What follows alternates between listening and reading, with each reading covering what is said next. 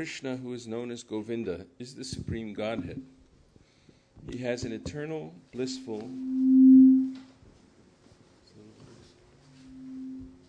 spiritual body. He is the origin of all. He has no other origin, and he is the prime cause of all causes. The spiritual place of transcendental pastimes of Krishna is portrayed in the second verse. The super excellent station of Krishna, which is known as Gokula, has thousands of petals. Still a little feedback. And a corolla, like that of a lotus, sprouted from a part of his infinitary aspect, the whirl of the leaves being the actual abode of Krishna. The whirl of that transcendental lotus is the realm wherein dwells Krishna. It is a hexagonal figure, the abode of the indwelling, predominated and predominating aspect of the Absolute. Like a diamond, the central supporting figure of self-luminous Krishna stands as the transcendental source of all potencies. The holy name, consisting of 18 transcendental letters, is manifested in a hexagonal figure with sixfold divisions. The whirl of that eternal realm, Gokula, is the hexagonal abode of Krishna. Haribol.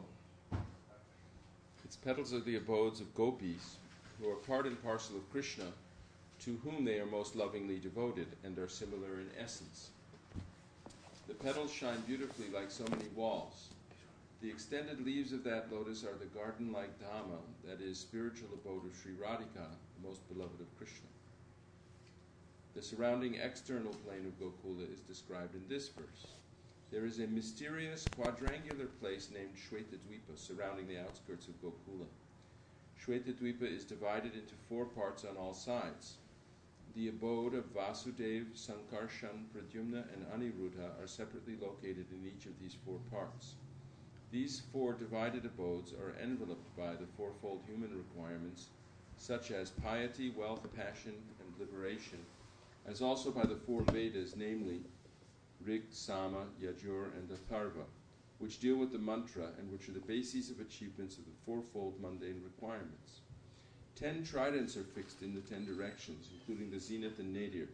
The 8 directions are decorated with the 8 jewels of Mahapadma, Padma, Shankha, Makara, Kachapa, Mukunda, Kunda, and Nila. There are 10 protectors, Dikpalas, of the 10 directions in the form of mantra. The associates of the hues of blue, yellow, red, and white, and the extraordinary potencies bearing the names of Vimala, etc., shine on all sides. We've got to take the next 5. The Lord of Gokula is the transcendental to Supreme Godhead, the own self of eternal ecstasies. He is superior of all superiors. He is the superior of all superiors, and is busily engaged in the enjoyments of the transcendental realm and has no association with his mundane potency. Krishna never consorts with his illusory energy. Still, her connection is not entirely cut off from the absolute truth. When he intends to create the material world, the amorous pastime in which he engages by consorting with his own spiritual chit potency Rama, by casting his glance at the deluding energy in the shape of sending his time energy, is an auxiliary activity. The secondary process of association with Maya is described.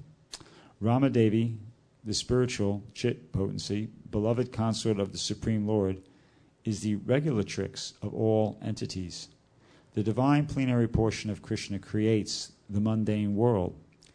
At creation there appears a divine halo of the nature of his own subjective portion, Svamsa. This halo is divine Shambhu, the masculine symbol or a manifested emblem of the Supreme Lord.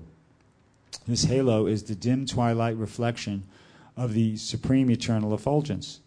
This masculine symbol is the subjective portion of divinity, who functions as progenitor of the mundane world, subject to the supreme regulatrix Niyati. The conceiving potency in regard to mundane creation makes her appearance out of the supreme regulatrix. She is Maya, the limited, non-absolute apara potency. the symbol of mundane feminine productivity. The intercourse of these two brings forth the faculty of perverted cognition, the reflection of the seed of the procreative desire of the Supreme Lord. All offspring of the consort of the great Lord Maheshvar of this mundane world are of the nature of the embodiment of the mundane masculine and feminine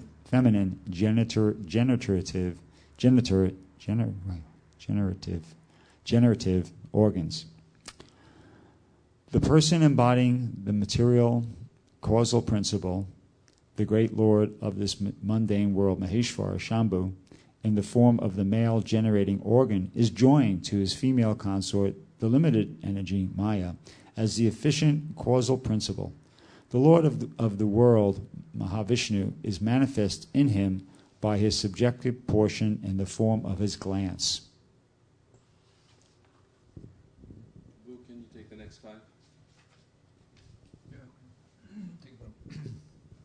Hare Krishna. The Lord of the mundane world, Mahavishnu, possessed thousands of heads, eyes, hands. He is the source of thousands of avatars in his thousands of subjective portions. He is the creator of thousands of individual souls. The same Mahavishnu is spoken of by the name of Narayan in this mundane world. From that eternal person has sprung the vast expanse of water of this spiritual causal ocean. The subjective portion of Sankarshana, who abides in Paravyoma, the above supreme Purusha with thousands of subjective portions, reposes in the state of divine sleep, Yoga Nidra, in the waters of the spiritual causal ocean. The spiritual seeds of Sankarshana existing in the pores of skin on Maha Vishnu are born as so many golden sperms. These sperms are coverted with the 5 great elements. The same Maha Vishnu entered into each universe as his own separate subjective portions. The divine portions that entered into each universe are possessed of his majestic extensions. They are the internal universal soul, Mahavishnu, possessing thousands of heads. The same Mahavishnu created Vishnu from his left limb, Brahma, the first progenitor of beings, from his right limb, and from the space between his 2 eyebrows, Shambhu, the divine masculine manifested hello. The function of Shambhu in relation to Jiva is that this universe, enshrining the mundane egoistic principle, has originated from Shambhu. Thereupon, the same great personal Godhead, assuming the threefold forms of Vishnu, Prajapati, and Shambhu, entering in the mundane universe, plays the pastimes of preservation, creation, and destruction of this world. This pastimes is contained in the mundane world. Hence, it being pervaded, the Supreme Lord, identical with Mahavishnu, prefers to consort with the goddess Yoga Nidra, the constituents of his own spiritual chit potency, full of the ecstatic trance of eternal bliss, appertaining to his own divine personality. When Vishnu, lying in the ocean of milk, wills to create this universe, a golden lotus springs from his navel pit. The golden lotus with its stem is the abode of Brahma, representing Brahmaloka or Satyaloka. Before their conglomeration, the primary elements in their nascent state remained originally separate entities. Non-application of the conglomerating process is the cause of their separate existence. divine Mahavishnu, primal Godhead, through association with his own spiritual Chit potency, moved Maya, and by the application of the conglomerating principle create those different entities in their state of cooperation. And after that, he himself consorted with Yoga Nidra by way of his eternal dalliance with his spiritual Chit potency. By conglomerating all these separate entities, he manifests the innumerable mundane universes and himself entered into the inmost recesses of every extant conglomerate Vigraha. And that time, those jivas who had lain dormant during the cataclysm were awakened. The same jiva is eternal and is for eternity and without beginning, joined to the Supreme Lord by the tie of an eternal kinship. He is transcendental potency. The divine lotus which springs from the navel pit of Vishnu is in every way related by the spiritual tie with all souls and is the origin of four-faced Brahma versed in the four Vedas. On coming out of the lotus, Brahma, being guided by the divine potency, turned his mind to the act of creation under the impulse of previous impressions. But he could see nothing but darkness in every direction. Then the goddess of learning, Saraswati, the divine consort of the Supreme Lord, said thus to Brahma, who saw nothing but gloom in all directions: O Brahma, this mantra, namely, Kling Krishnaya Govindaya Gopi Jana Vallabhaya Swaha, will assuredly fulfill your heart's desire. O Brahma, do thou practice spiritual association by means of this mantra. Then all your desires will be fulfilled. Its purport is clear. Next 5, Prabhu. Brahma, being desirous of satisfying Govinda, practiced the cultural acts for Krishna in Goloka, Lord of Swetadweep, for a long time. His meditation ran thus: There exists a divine lotus of 1,000 petals, augmented by millions of filaments, in the transcendental land of Goloka. On its whorl there exists a great divine throne on which is seated Sri Krishna, the form of eternal effulgence of transcendental bliss, playing on his flute resonant with the divine sound with his lotus mouth. He is worshipped by his amorous milkmaids with their respective subjective portions and extensions, and also by his external energy, who stays outside, embodying all mundane qualities.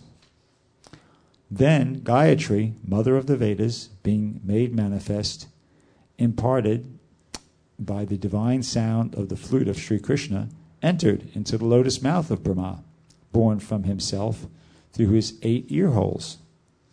The lotus-born Brahma, having received the Gayatri sprung from the flute song of Sri Krishna, attained the status of the twice-born, having been initiated by the supreme primal preceptor Godhead himself. Enlightened by the recollection of that Gayatri, embodying the 3 Vedas, Brahma became acquainted with the expanse of the ocean of truth. Then he worshipped Sri Krishna, the essence of all Vedas, with this hymn: I worship Govinda, the primeval Lord, the first progenitor, who is tending the cows, yielding all desire, in abodes built with spiritual gems, surrounded by millions of purpose trees, always served with great reverence and affection by hundreds and thousands of Lakshmis or Gopis. That's 5. One more. Okay, one more.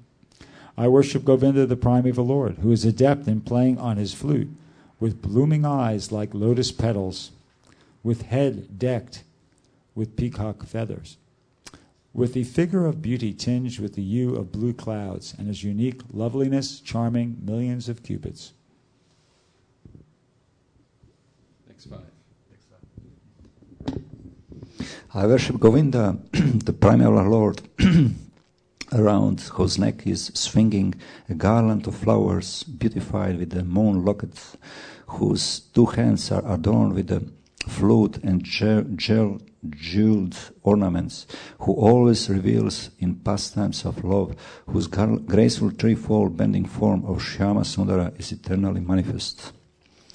I worship Govinda, the primeval Lord, whose transcendental form is full of bliss, truth, substantiality, and is thus full of the most dazzling splendor. Each of the limbs of that transcendental figure possess in himself the full-fledged functions of all the organs, and eternally sees, maintains, and manifests the infinitive universe, both spiritual and mundane. I worship Govinda, the primeval Lord, who is inaccessible to the Vedas, but obtainable by pure unalloyed devotion of the soul, who is without a second, who is not subject to decay, is without a beginning, whose form is endless, who is the beginning and the eternal Purusha, yet he is a person possessing the beauty of blooming youth.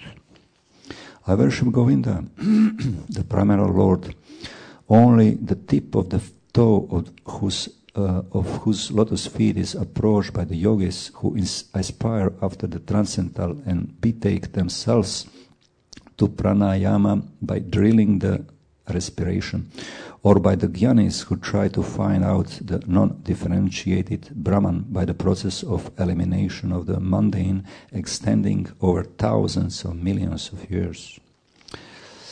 He is an undifferentiated entity, as there is no distinction between potency and the possessor thereof.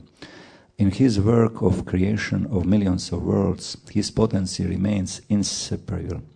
All the universes exist in him, and he is present in his fullness in every one of the atoms that are scattered through the universe at one and the same time. Such is the primal Lord whom I adore. I adore the same Govinda, the primeval Lord, in whose praise men who are imbued with devotion sing the mantra suktas told by the Vedas, by gaining their appropriate beauty, greatness, thrones, conveyances, and ornaments. I worship Govinda, the primeval Lord, residing in his own realm, Goloka, with Radha resembling his own spiritual figure, the embodiment of the ecstatic potency possessed of the 64 artistic activities, in the company of her confidants, Sakhis, embodiments of the extensions of her bodily form, permeated and vitalized by his ever-blissful spiritual rasa. I worship Govinda, the primeval Lord, who is Shyam Sundara, Krishna himself, with inconceivable, innumerable attributes, whom the pure devotees see in their heart of hearts, with the eye of devotion tinged with the salve of love. I worship Govinda, the primeval Lord, who manifested himself personally as Krishna, and the different avatars in the world in the forms of Rama, Nrsimha, Vamana, etc., as his subjective portions. I worship Govinda, the primeval Lord, whose effulgence is the source of the non-differentiated Brahman mentioned in the Upanishads, being differentiated from the infinity of glories of the mundane universe, appears as the indivisible, infinite, limitless truth. I worship Govinda, the primeval Lord, who is the absolute substantiative principle, being the ultimate entity in the form of the support of all existence, whose eternal potency embodies the threefold mundane qualities, sattva, rajas, and tamas, and diffuses the Vedic knowledge regarding the mundane world. I worship Govinda, the primeval Lord, whose glory ever triumphantly dominates the mundane world by the activity of his own pastimes, being reflected in the mind of recollecting souls as the transcendental entity of ever blissful cognitive rasa. Lowest of all is located Devidam, mundane world. Next above it is Maheshdam, abode of Mahesh. Above Maheshdam is called Haridam, abode of Hari. And above them all is located Krishna's own realm named Goloka. I adore the primeval Lord Govinda, who has allotted their respective authorities to the rulers of those graded realms. The internal potency of Maya who is of the nature of the shadow of the Chit potency, is worshipped by all people as Durga, the creating, preserving, and destroying agency of this mundane world. I adore the primeval Lord Govinda, in accordance with whose will Durga conducts herself. Just like milk is transformed into curd by the action of acids, but yet the effect of curd is neither same as nor different from its cause, milk, so I adore the primeval Lord Govinda, of whom the state of Shambhu is a transformation for the performance of the work of destruction. The light of one candle being communicated to other candles, although it burns separately in them, is the same in its quality. I adore the primal Lord Govinda, who exhibits himself equally in the same mobile manner on his various manifestations. I adore the primal Lord Govinda, who, assuming his own great subjective form, who bears the name of Shesha, replete with the all-accommodating potency and reposing in the causal ocean with the infinity of the world in the pores of his hair, enjoys creative sleep, yoga nidra. Brahma and other lords of the mundane worlds, appearing from the pores of hair of Mahavishnu, remain alive as long as the duration of one exhalation of the later Mahavishnu. I adore the primal Govinda, of whose subjective personality Mahavishnu is the portion of portion. I adore the primal Lord Govinda, from whom the separated subjective portion Brahma receives his power for the regulation of the mundane world, just as the sun manifests some portion of his own light in all the effulgent gems that bear the names of Surya, Kanta, etc. I adore the primal Lord Govinda, whose lotus feet are always held by Ganesha upon the pair of tumuli protruding from his elephant head, in order to obtain power for his function of destroying all the obstacles on the path of progress of the three worlds. The three worlds are composed of the 9 elements, namely fire, earth, ether, water, air, direction, time, soul, and mind. I adore the primeval Lord Govinda, from whom they originate, in whom they exist, and into whom they enter at the time of the universal cataclysm. Page 96. The sun, who is the king of all the planets, full of infinite effulgence, the image of the good soul, is as the eye of this world. I adore the primeval Lord Govinda, in pursuance of whose order the sun performs his journey, mounting the wheel of time.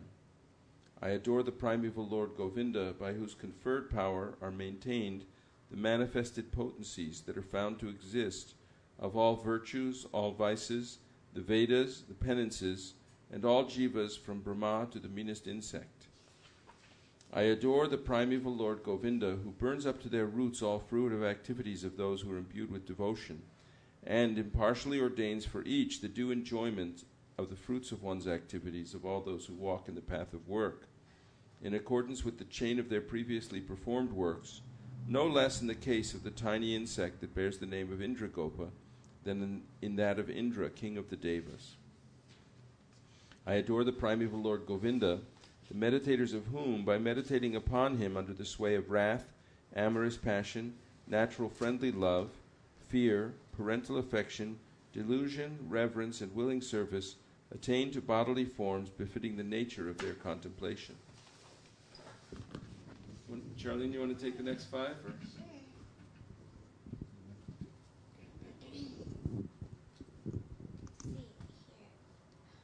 Page 103. This one? Yeah. I worship that transcendental seat known as Saitadipa, where loving consorts of Lakshmis in their unalloyed spiritual essence practice the amorous service of the Supreme Lord Krishna as their only lover, where every tree is a transcendental purpose tree, where the soil is the purpose gem, all water is nectar, every word is a song, every gait is a dance, the flute is the favorite attendant, effulgence is full of transcendental bliss, and the supreme spiritual entities are all enjoyable and tasty, where numberless milk cows always emit transcendental oceans of milk. Where there is eternal existence of transcendental time, who is ever present and without past or future, and hence is not subject to the quality of passing away, even for the space of half a moment. That realm is known as Goloka, only to a very few self-realized souls in this world.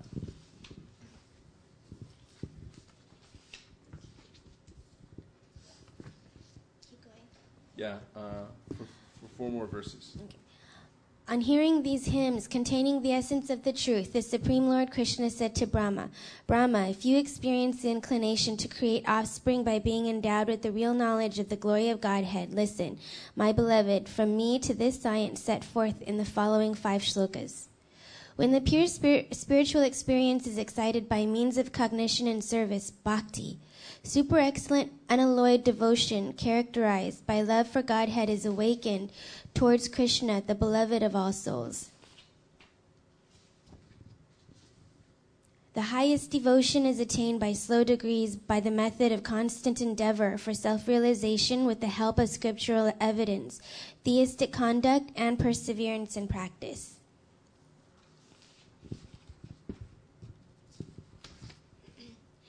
These preliminary practices of devotion, sadhana bhakti, are conducive to the realization of loving devotion.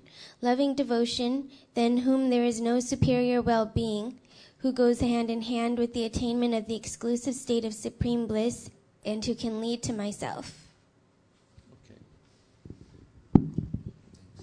Very good. Thank you. Abandoning all meritorious performances, serve me with faith. The realization will correspond to the nature of one's own faith. The people of the world act ceaselessly in pursuance of some ideal. By meditating on me, by means of those deeds, one will obtain devotion characterized by love in the shape of the supreme service. Listen, O Vidhi, I am the seed, the fundamental principle of this world of animate and inanimate objects. I am Pradhan, the substance of matter. I am Prakriti, material cause. I am Purusha, efficient cause. This fiery energy that belongs specially to the Brahman, that inheres in you, has also been conferred by me. It is by bearing this fiery energy that you regulate this phenomenal world of animate and inanimate objects. Jai. So now we'll read the Sanskrit. We'll stand in front of the deities, and this blue book that you have, the blue binder that you have on your stand, has all the Sanskrit right in the beginning.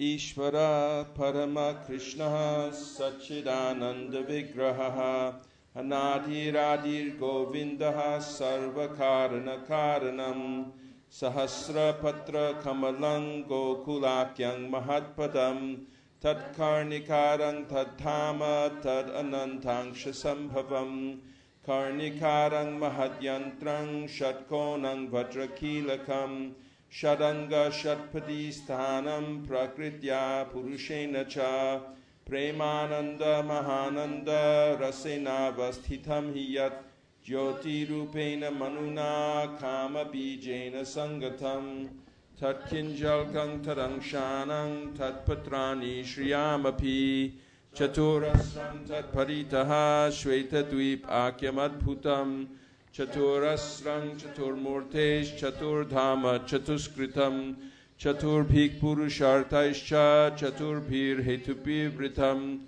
Shulair Dashabhiranadham Urdvadho Dikvidikshwapi Ashtabhir Nidhibir Jushtam Ashtabhik Siddhibistata Manu Rupaischa Dashabhir Dikpalaik Parito Vritam Shamair-gauraischa raktaischa shuklaischa parshadarshabhahi Shobhitang shaktipisthabhir adbhutabhik samantataha Ebang jyotirmayo devaha sadanandak paratparaha Atma ramasya tasyasti prakrityana samagamaha Maya ramamanasya na viyogastaya saha Atmana ramaya reme tyaktakalang sisrikshaya Niyati sarama devi tatpriya tadvashang tada Tallingang bhagavan shambhur jyoti rupak sanatanaha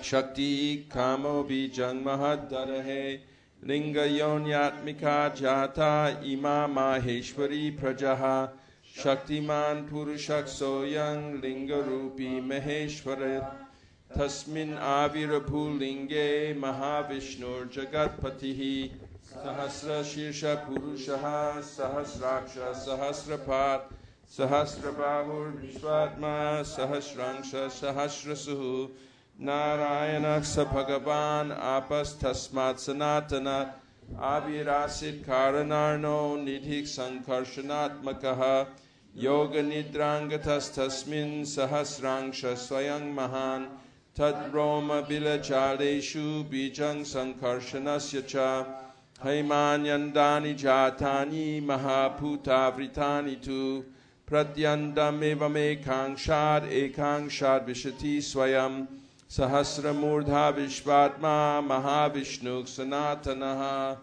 Vamangat asrijat vishnung dakshinangat prajapatim Jyotirlingamayang shambhum kurchadeshat avasrijat Ahankaratmakang vishvang tasmadetad vijayata Atatais tribidhir vaishnilam udvahata kila Yoga nidra bhagavati tasya shri sangata Sisrikshayang tato nabhes tasya padmang vaniryayo Tannalang hema nalinam brahmano lokamadbhutam Tatvani purvarudhani karanani parasparam Samavaya prayogacha vibhinnani pritak pritak Chichaktya sajamano bhagavan adipurushaha Yojayan mayaya devo yoga nidrama kalpayat Yojayit vatutanyeva pravivesha swayang guham Guhang pravishte tasming su jivatma pratiputyate Sanityo nitya sambandhak prakritischa paraibasa Ebang sarvatma sambandhang nabhyang padmang harer abhut Tatra brahma bhavad bhuyas chaturvedi chaturmukhaha Sanjato bhagavat shaktya tatkalang kila choditaha Sisrikshayang mating chakre purva sanskara sanskritaha Tadarsha kevalang tvantang nanyat kim api sarvataha Uvacha puratas tasmai tasya divya saraswati Kama krishnaya govinda he gopi jana idyapi Vallabhaya priya vahner mantrang te dasyati priyam Tapastang tapa etena tapa siddhir bhavishyati Atha te pesa suchirang prinan govindam avyayam Shweta dvipa pating krishnang golokastang paratparam Prakritya guna rupinya paryupasitam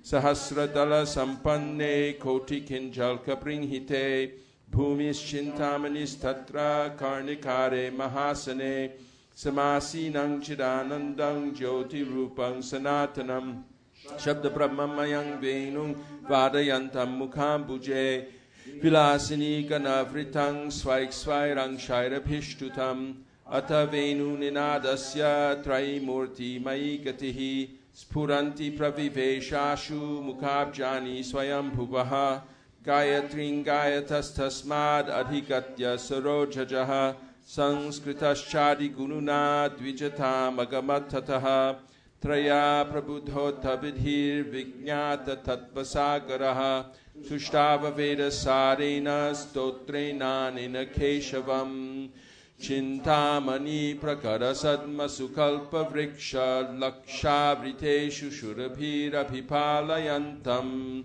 Lakshmi sahasra shatasang pranasevyamanam Govindamadi Purusham Tamahang Bhajami Venum Kwananta Maravinda Dalaya Taksham Barhavatang Samasitam Buddha Sundarangam Kandarpakoti Kamaniya Vishesha Shobham Govindamadi Purusham Tamahang Bhajami Alola Chandra Kalasadva Namalya Bangshi Ratnangadang Pranaya Keli Kalavilasam Shamang Tripanga Lalitang Niyata Prakasham Govindamadi Purusham Tamahang Bhajami Angani Yasya Sakalendriya Vritti Manti Pashyanti Panti Kalayanti Chirang Jaganti Ananda Chinmaya Sadujvala Vigrahasya Govindamadi Purusham Tamahang Bhajami Advaitam Achyutam Anadim Anantarupam Adyang Purana Purushang Navayovanang Cha Vedeshu Durlabham Adurlabham Atma Bhakto Govindamadi Purusham Tamahang Bhajami Pantastu Koti Shatabatsara Sampragamyo Vayoratapi Manaso Muni Pungavanam Sopyasti Yat Prapadasimnya Vichintya Tattve Govindamadi Purusham Tamahang Bhajami Eko Pyasaura Chayatung Jagaranda Kotim Chat Shakti Rasti Jagaranda Chayaya Dantaha Andantarastha Paramanu Chayantarastham Govindamadi Purusham Tamahang Bhajami Yad Bhava Bhavitadhiyo Manujastha Taiva Samprapya Rupa Mahima Sanayana Bhushaha Suktaryameva Nigama Pratitaikstuvanti Govindamadi Purusham Tamahang Bhajami Ananda Chinmaya Rasa Pratibhavitabhistabhirya Eva Nijarupataya Kalabhihi Goloka Eva Nivasati Akilatma Puto Govindamadi Purusham Tamahang Bhajami Premanjanachurita Bhakti Vilochanena Santak Sadaiva Hridayeshu Vilokayanti Yang Shama Sundaram Achintya Gunaswarupam Govindamadi Purusham Tamahang Bhajami Ramadi Murti Shukalani Amena Tishtan Nanavatara Makaro Bhuvaneshu Kintu Krishnak Swayang Samabhavat Paramak Pumanyo Govindamadi Purusham Tamahang Bhajami Yasya Prabha Prabhavato Jagadanda Koti Kotishvashesha Vasudhadi Vibhuti Pinnam Tad Brahma Nishkalamanantamashesha Bhutam Govindamadi Purusham Tamahang Bhajami Maya hi yasya jagadanda shatani sute Traigunya tad vishaya veda vitaya mana Satvavalambi parasatvang vishuddha satvang Govindamadi Purusham Tamahang Bhajami Ananda Chinmaya Rasatmataya Manaksu Yak Praninang Pratipalan Smaratam Upetya Lilayatena Bhuvanani Jayatya Jasram Govindamadi Purusham Tamahang Bhajami Golokanamni Nichatamni Talecha Tasya Devi Mahesha Haritama Suteshu Teshu Te Te Prabhava Nichaya Vihitascha Yena Govindamadi Purusham Tamahang Bhajami Shrishti Sthiti Pradaya Sadhana Shakti Rekha Chayeva Yasya Bhuvanani Vibharti Durga Ichanurupam Abhiyasya Chacheshtate Sa Govindamadi Purusham Tamahang Bhajami Kshirang Yatha Dati Vikara Vishesha Yogat Sanjayate Nihitatak Pratagasti Hetaho Yakshambhutamapi tatha samupaiti karyat Govindamadi Purusham Tamahang Bhajami Deeparchireva Hitashantaramapyupetya Deepayate Vivrita Hetu Samana Dharma Yastadrigeva Hicha Vishnu Taya Vibhati Govindamadi Purusham Tamahang Bhajami Yakaranarna Bhajale Bhajati Sma Yoga Nidramananta Jagadanda Saroma Kupaha Adhara Shakti Mavalambya Parang Swamurting Govindamadi Purusham Tamahang Bhajami Yasyaika Nishvasita Kala Mathavalambya Jibanti Loma Vilaja Jagadanda Nataha Vishnur Mahansi Ahyasyat Kalabhishesho Govindamadi Purusham Hang Bhajami Bhasvanyatashma Shakaleshu Nijeshu Teja Swiyankiyat Prakatayat Yapitat Bharatra Brahmaya Esha Jagadanda Vidhana Karta Govindamadi Purusham Tamahang Bhajami Yat Pada Pallava Yugang Vinidhaya Kumbha Tvanve Pranama Samaye Saganadhi Rajaha Vignan Vihan Govindamadi Purusham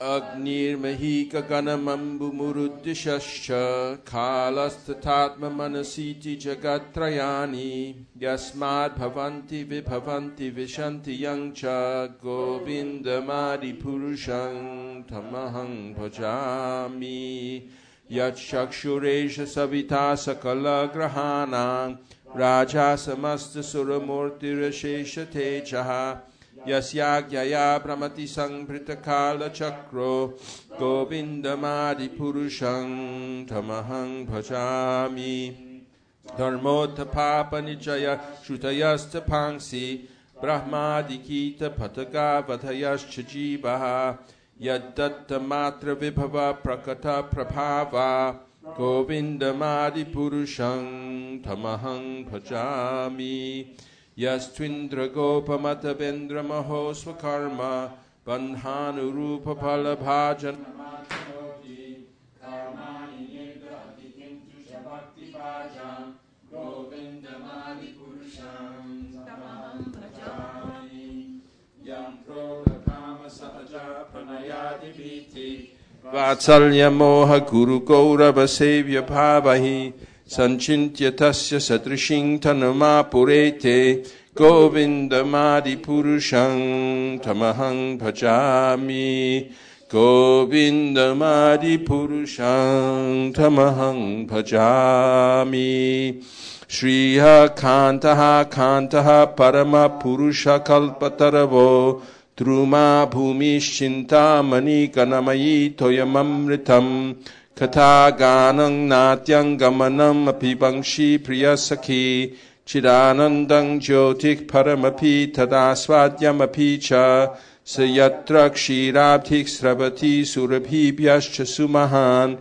Nimeshardhakyo Vavrajati Nahi Yatrapi Samayaha Bhaje Shweta Dvipang Tamaham Iha Golokam Itiyam Vidantaste Santakshiti Virala Chara Katipaye Tobacha Mahavishnur Bhagavantang Prajapating Brahman Mahatva Vijnane Praja Sarge Chachenmatihi Panchashloki Mimang Vidyang Vatsatattang Nibodhame Prabudhe Jnana Bhaktibhyam Atmanyananda Chinmayi Udetyanutama Bhaktir Bhagavat Prema Lakshana Pramana isthat sadachara isthat abhyasaya nirantaram bodhayanatmanatmanang bhaktim apyutamang labhet yasyakshayas karang nasti yaya nivritamapnuyat yasadhyati mam eva bhakting tham eva sadhayet dharmananyan parityajya mamekang bhaja vishvasan yadrishi yadrishi shraddha siddhir bhavati tadrishi Kurban nirantarang karma loko yam manuvartate Tenaiva karmana dhyayan mang parang bhaktimitchati Ahang hi vishvasya characharasya bijang pradhanang prakritik pumangscha maya hitang teja idang pibharshi vidhe vidhehi tvamato jaganti Ishvarak parama krishnaha sachidananda vigraha anadiradir govindah sarvakarana karanam iti Shri Brahma Sanghita Sangpurnam Harihi Om Jai Shri Shri Radha Madana Mohan.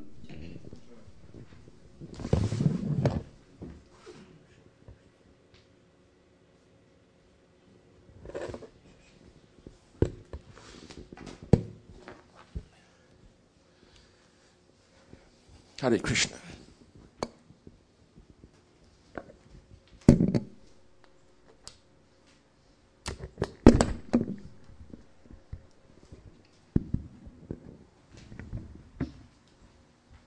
Technical difficulties with the microphone. So many people are in Mayapur, huh?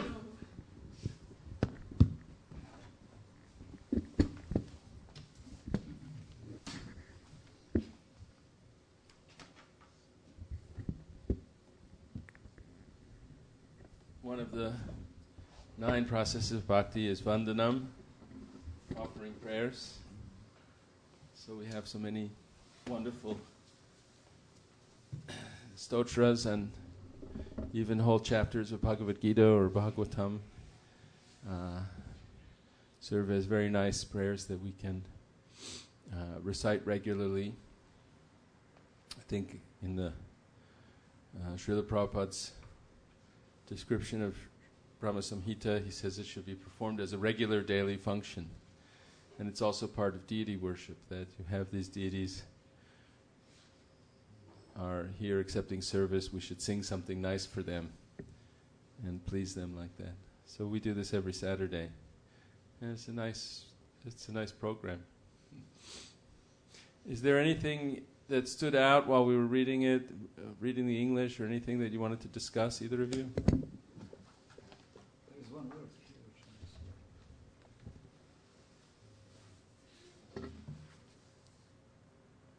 Well, I mean, you've been doing this for a while. Could you just give me, I mean, I kind of followed as I was reading it, but I don't read this regularly, so could you just give, like, if it's possible, do you think, real quick, just like do an Give an overview of the Brahma Samhita? Of what's going on. It's just like, just in plain, in really layman's terms, just in really making it as simple as you possibly can, just so I can get an overall picture of all the different things that were being explained here. Okay, so you didn't use the microphone, so I'll summarize that. Prabhupada asked me to give an overview in layman's terms, just so that we can understand what's kind of going on in the Brahma Samhita, just an overview of this whole chapter. And actually, this is just one chapter of an original work that was 100 chapters long. This is the 50th chapter, or the 5th chapter, the 5th chapter. And this is the only one that's still extant. And Lord Chaitanya found it in a temple, Adi Keshava temple, and he had it copied out for him so that he could take it and share it with the different devotees. Yeah. How do we know it's only one of the 100 chapters? Yeah, if you don't use the microphone, the other people can't hear you. So how do we know it's one of 100 chapters? I read that in the introduction, but I don't know where the evidence for it is. It says if you look at the foreword by Shubhananda, I think that's this is the foreword by Bhakti Siddhanta Saraswati. So it's page, small Roman numeral 21.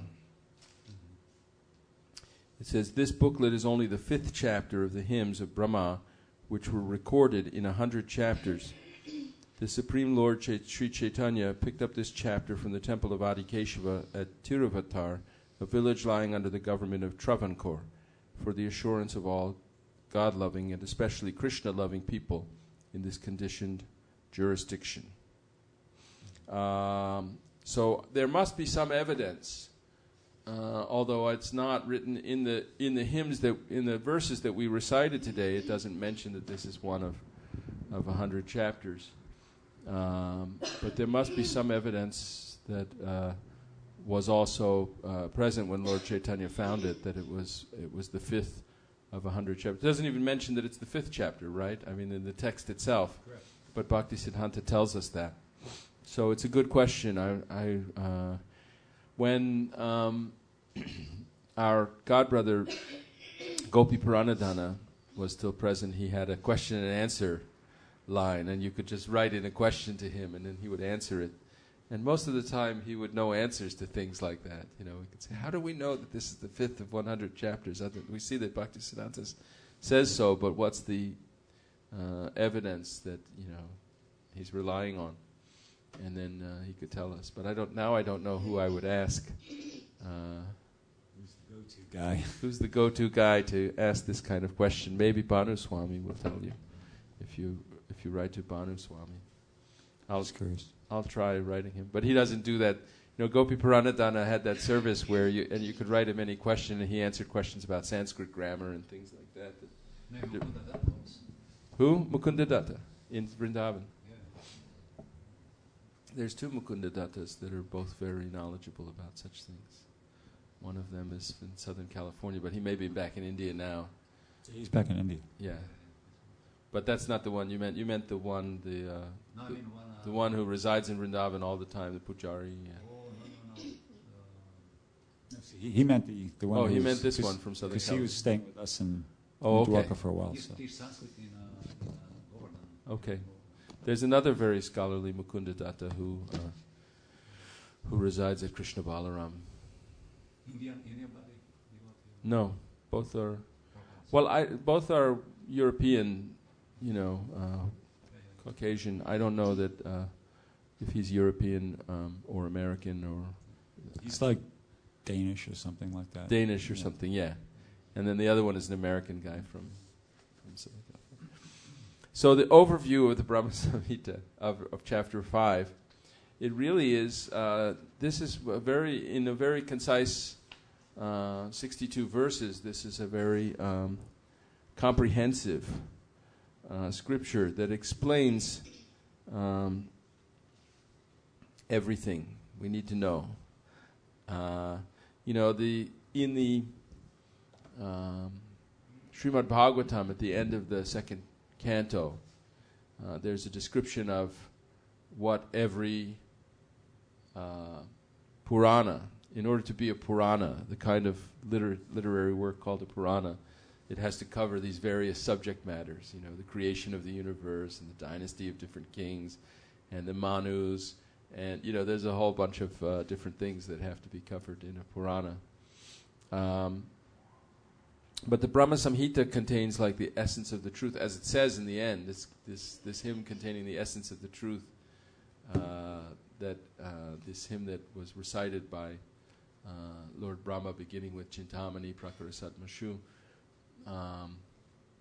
in a very, very concise way, in just 62 verses instead of like the Srimad Bhagavatam is 18,000 verses. But it contains descriptions of Krishna's own abode, which aren't even necessarily found in many other of the Puranic literatures. And so it begins by stating the theme, which is Krishna himself, right? Ishvara Parama Krishna. And that Krishna is the absolute truth. He's the cause of all causes. And he's a person. And he has a form. Satchidananda Vigraha. He has Vigraha, form. But it's eternal, blissful, and full of knowledge. Chit means also spiritual. That's the way it's translated here. And then he goes on to describe that he has his own realm called Goloka, and how it's like a lotus with a corolla and petals, and the petals are the abodes of gopis.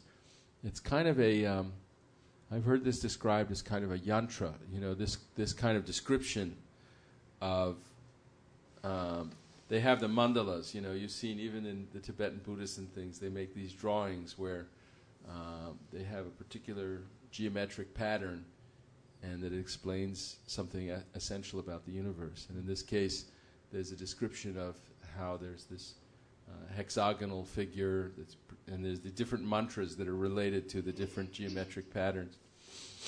So the beginning is a description of how Krishna exists in his own unmanifest spiritual realm called Goloka, which is the eternal absolute realm, and how it's surrounded by this quadrangular mysterious place, Shvetadvip, which contains the abodes of his quadruple expansion, Vasudeva, Sankarshan, Aniruddha, Pradyumna. And then it begins to describe the creation of the universe, or what is the relation of the material world to that absolute, spiritual, truthful realm. And in doing so, it says that Krishna never actually contacts his material energy. That's what makes it material. It's not related to Krishna directly. But he also, his connection is never cut off. Everything is resting on him. So how is it resting? Indirectly through his glance. Mm-hmm. That when he wills to create, he's engaged in an amorous pastime that's spiritual with the internal potency, Ramadevi, goddess of fortune. But then he, as an auxiliary activity, he casts his glance at his material energy. And that glance is the dim twilight reflection of the Supreme Personality of Godhead, the masculine manifested halo, which is Lord Shiva. And then the material energy herself, the conceiving potency in the material world, is the expansion of the goddess of fortune, and that is Maya Devi. And the intercourse between Shiva and Maya Devi creates the faculty of perverted cognition or material consciousness, egotism, in which this material creation can take place. And so everything in the material creation is created, is the offspring of the great Lord Maheshwara and his consort, the great goddess Maya Devi. So there's a description of how the universe is related to Vishnu, Mahavishnu, that he himself also, that Krishna is existing in Goloka, and then when he wills to create, he assumes the form of the three Purushas, Mahavishnu, Garbhadakshay Vishnu, and Kshiradakshay Vishnu. And Mahavishnu is the one who glances over the material nature, and from him these universes come out of the pores of his skin like so many golden seeds, sperms, they call them, little seeds that are like eggs.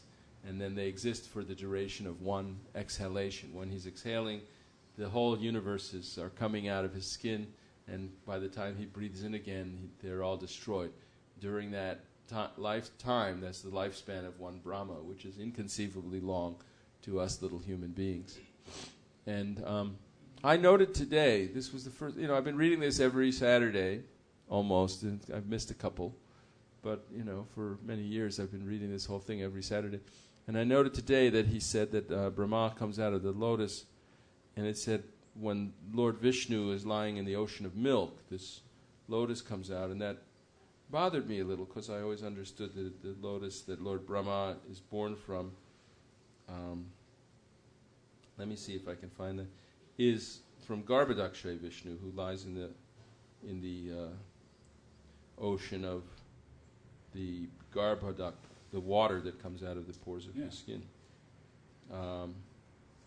So let me find that verse.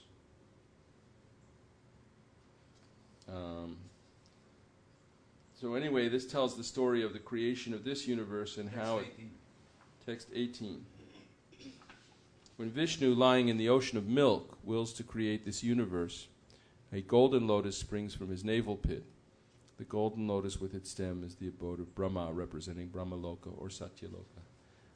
I've always understood through the Bhagavatam and other sources, and it doesn't actually say it in the text. It doesn't say Kshiradak. It says Sisrikshayam, where there is a will to create.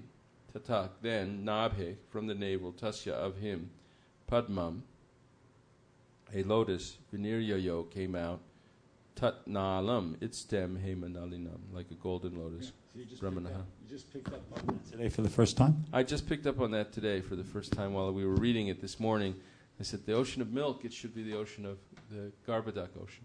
But I don't know. We have to be very careful when we, in fact, when the editors were editing this book, Srila Prabhupada told them not to change a word of it. They could change the Devanagari alphabet, because a lot of these words, especially the ones in parentheses, like you'll see things, sometimes one of the words from the verse, like niyati or something like that, is put in square brackets within the translation, or in the regular. Let me see if it's always in square brackets. There are regular parentheses, and then there's sometimes I think there's square brackets where. There's a Sanskrit phrase that refers to that. I think I can't remember it, but how you don't change anything from the previous acharyas. That one? Well, there's a phrase that they use that just means it's called Arsha Prayog. Is that what you're talking about? It just means the etiquette when dealing with a superior, that a junior should not correct a superior. And this appears in the Bhagavatam when Uddhava is approached by Vidura. Vidura is on pilgrimage, and he approaches Uddhava, who has been following Krishna when Krishna is beginning to wind up his pastimes, and he's left Dwarka. And Krishna gives wonderful instructions to Uddhava, which are recorded in the 11th canto, known as the Uddhava Gita, which is similar to the Bhagavad Gita that Krishna gives to Arjuna, but some more details. And so in the 3rd canto, Vidura, who's gone on pilgrimage now after being insulted by Duryodhana, he took sannyas and he went on pilgrimage to the holy places and sort of washed his hands of the offense that was being committed against the Pandavas, continuing to be committed by his elder brother. He went to accept spiritual instruction about Krishna consciousness particularly, and he went to Uddhava, and Uddhava declined because Maitreya Muni was present. Maitreya Muni had just somehow by great fortune, he'd also been traveling, and when Krishna instructed Uddhava, Maitreya Muni happened to be there and also get the instruction. Now, Uddhava is a greater personality in his intimate association with Krishna than Maitreya Muni, who's a sage and a philosopher and so forth. But Maitreya Muni was older, and Uddhava considered him a senior, and he felt that it would be improper for him to instruct Vidura in the presence of Maitreya Muni. And he requested Vidura to go and inquire from Maitreya Muni, who then told him the whole Srimad Bhagavatam. The Srimad Bhagavatam has this whole encapsulated Srimad Bhagavatams in different places, and in the third canto, all the pastimes of Krishna are told in a more concise way, and then they're more elaborated in the 10th canto, along with everything else. So this Brahma Samhita also sort of tells the Srimad Bhagavatam, and here he's telling the part in the Bhagavatam. There's the 4 seed mantras are there when Lord Brahma actually initially gets initiated by Krishna himself, and Krishna speaks to him, and he gives him these essential mantras about the nature, the relationship of the absolute truth to the universe and to the energies, to the spiritual and material energies. Yes, go ahead. So Brahma heard the flute. The flute was what inspired him. And as the flute, he didn't actually receive those verses from Krishna. He composed those verses spontaneously upon hearing the flute. Notice he was inspired by the vibration of Krishna's flute, and then he composed those verses. Well, he was initiated and he was instructed. Saraswati appeared. Okay. And she instructed him to meditate. Right? She gave him this Kama Gayatri, and she instructed him to chant that and to meditate. And then, he meditated for a long time. And his meditation ran thus: that there exists a divine throne, a lotus, millions of filaments, surrounded by, that meditation. So he meditated on Krishna. And then, after that experience of meditation, then he became fully acquainted with the expanse of the ocean of truth, and then he composed this hymn. But yes, it was the flute song of Sri Krishna that. Let's read that. Did you part. say Saraswati instructed him? Yes. Okay. But this is not Saraswati, which is his wife, Saraswati. Yeah, but this is Saraswati, who's the consort of the Supreme Lord. okay. And there are some deities in South India and things where, like Lord Nrsingadev has his two wives, Lakshmi Devi and Saraswati. So there's a Saraswati that's the. So it says in text 24, then the goddess of learning Saraswati, the divine consort of the Supreme Lord, thus said to Brahma, who saw nothing but gloom in all directions. So first he came out of the lotus and being guided by divine potency. So divine potency was there. Mm-hmm. There's a famous play called Inherit the Wind. Yeah. And it's about the Scopes monkey trial that took place when they tried to make it illegal to teach evolution in public schools in Tennessee.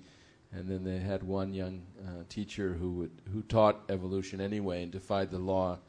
And then when they had a trial about the law, the great politician William Jennings Bryan came to prosecute, and the great defense attorney Clarence Darrow came, and there was a big and H.L. Mencken, this kind of sarcastic journalist, came and made a big they made a big splash of it.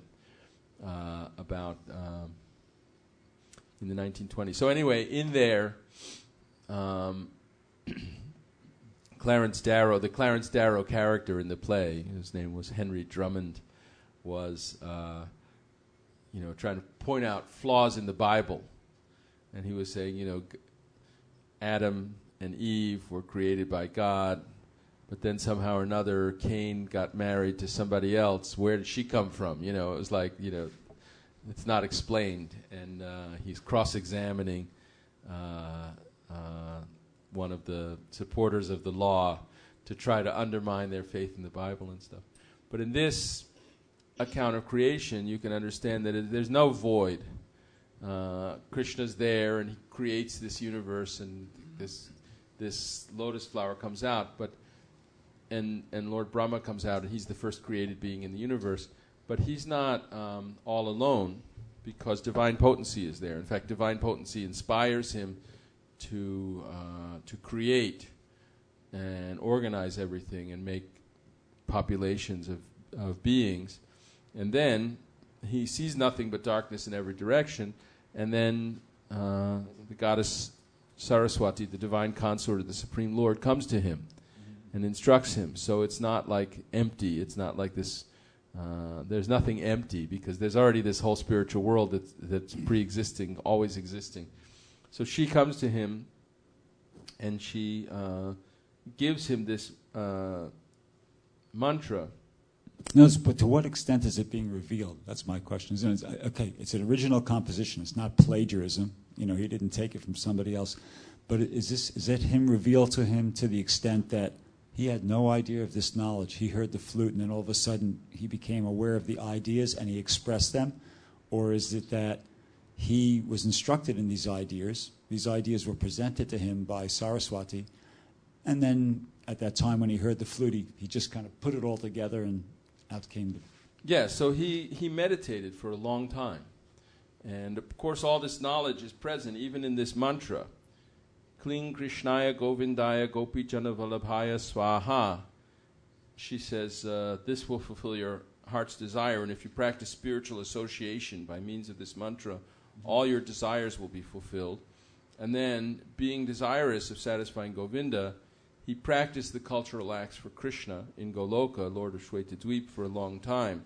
So he was chanting this mantra for a long time and meditating. That's how he got the knowledge. The knowledge was revealed to him as a result of chanting the mantra for a long time? Yeah, so he was meditating on this divine lotus in the transcendental land of Goloka, on which is seated Sri Krishna, and he was playing on his divine flute resonant with the divine sound, and he's being worshipped by amorous milkmaids, and also by his external energy who stays outside embodying all mundane qualities. He's meditating like that, and then Gayatri came. Right, so first Saraswati gave him the Gayatri mantra. Then he's chanting the Gayatri mantra and meditating. And then Gayatri, the mother of the Vedas, was made manifest by the divine sound of Sri Krishna's flute and entered into his ears, entered into his mouth through his ears. So then the Gayatri came after this meditation for a long time. And then having received the Gayatri, which was sprung from the flute song of Sri Krishna, he attained the status of twice born. That is, he became enlightened in Brahman, having been initiated by Godhead himself. So the Gayatri came and initiated him, and that was the flute song of Krishna. So he was initiated directly by Krishna. And in the Srimad Bhagavatam account, Krishna actually comes and shakes his hand, and they have a discussion, and Krishna answers his questions. In chapter, I think, 9 of the second canto, the answers by citing the Lord's versions. But here, it's explained how Krishna directly initiates him. So first Saraswati comes and gives him this mantra, then he meditates. And then, after meditating for a long time on Goloka, then Gayatri comes, sprung from the flute song of Sri Krishna. And so this is the sound of Krishna's flute that initiates him through his ears, and it's described that he's being directly initiated by Krishna. Okay. And then it says, enlightened by the recollection of that Gayatri embodying the three Vedas, Brahma became acquainted with the expanse of the ocean of truth, and then he worshipped Sri Krishna, the essence of all the Vedas, with this hymn. Okay, so that's the process by which Brahma got the knowledge in order to be able to present that to him. And it's why it's said that he's been initiated directly by Krishna. So when we have the disciplic succession, we have Lord Krishna initiates Lord Brahma first, and then Lord Brahma initiates Narada Muni, or instructs Narada Muni, instructs Vyasadeva, and Vyasadeva instructs Madhvacharya. Okay, so here's my real question. Okay. What is the process by which Vyasadeva got the knowledge in order to be able to elaborate on the pastimes of Krishna? Because Srimad Bhagavatam is compiled by Vyasadeva in his maturity. After all, he did all the other stuff, And there's that meeting between him and Narada Muni. And Narada Muni tells him, okay, it's very good what you've done, but really it's not enough. You've got to elaborate and glorify pastimes of Krishna.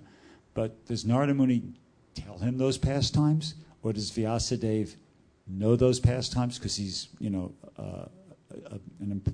incarnation a of Shaktivesh avatar? Actually, there's one reference from Satsandarbha by Jiva Goswami where it says that the Vyasadeva in this Kali Yuga is actually Vishnu Tattva.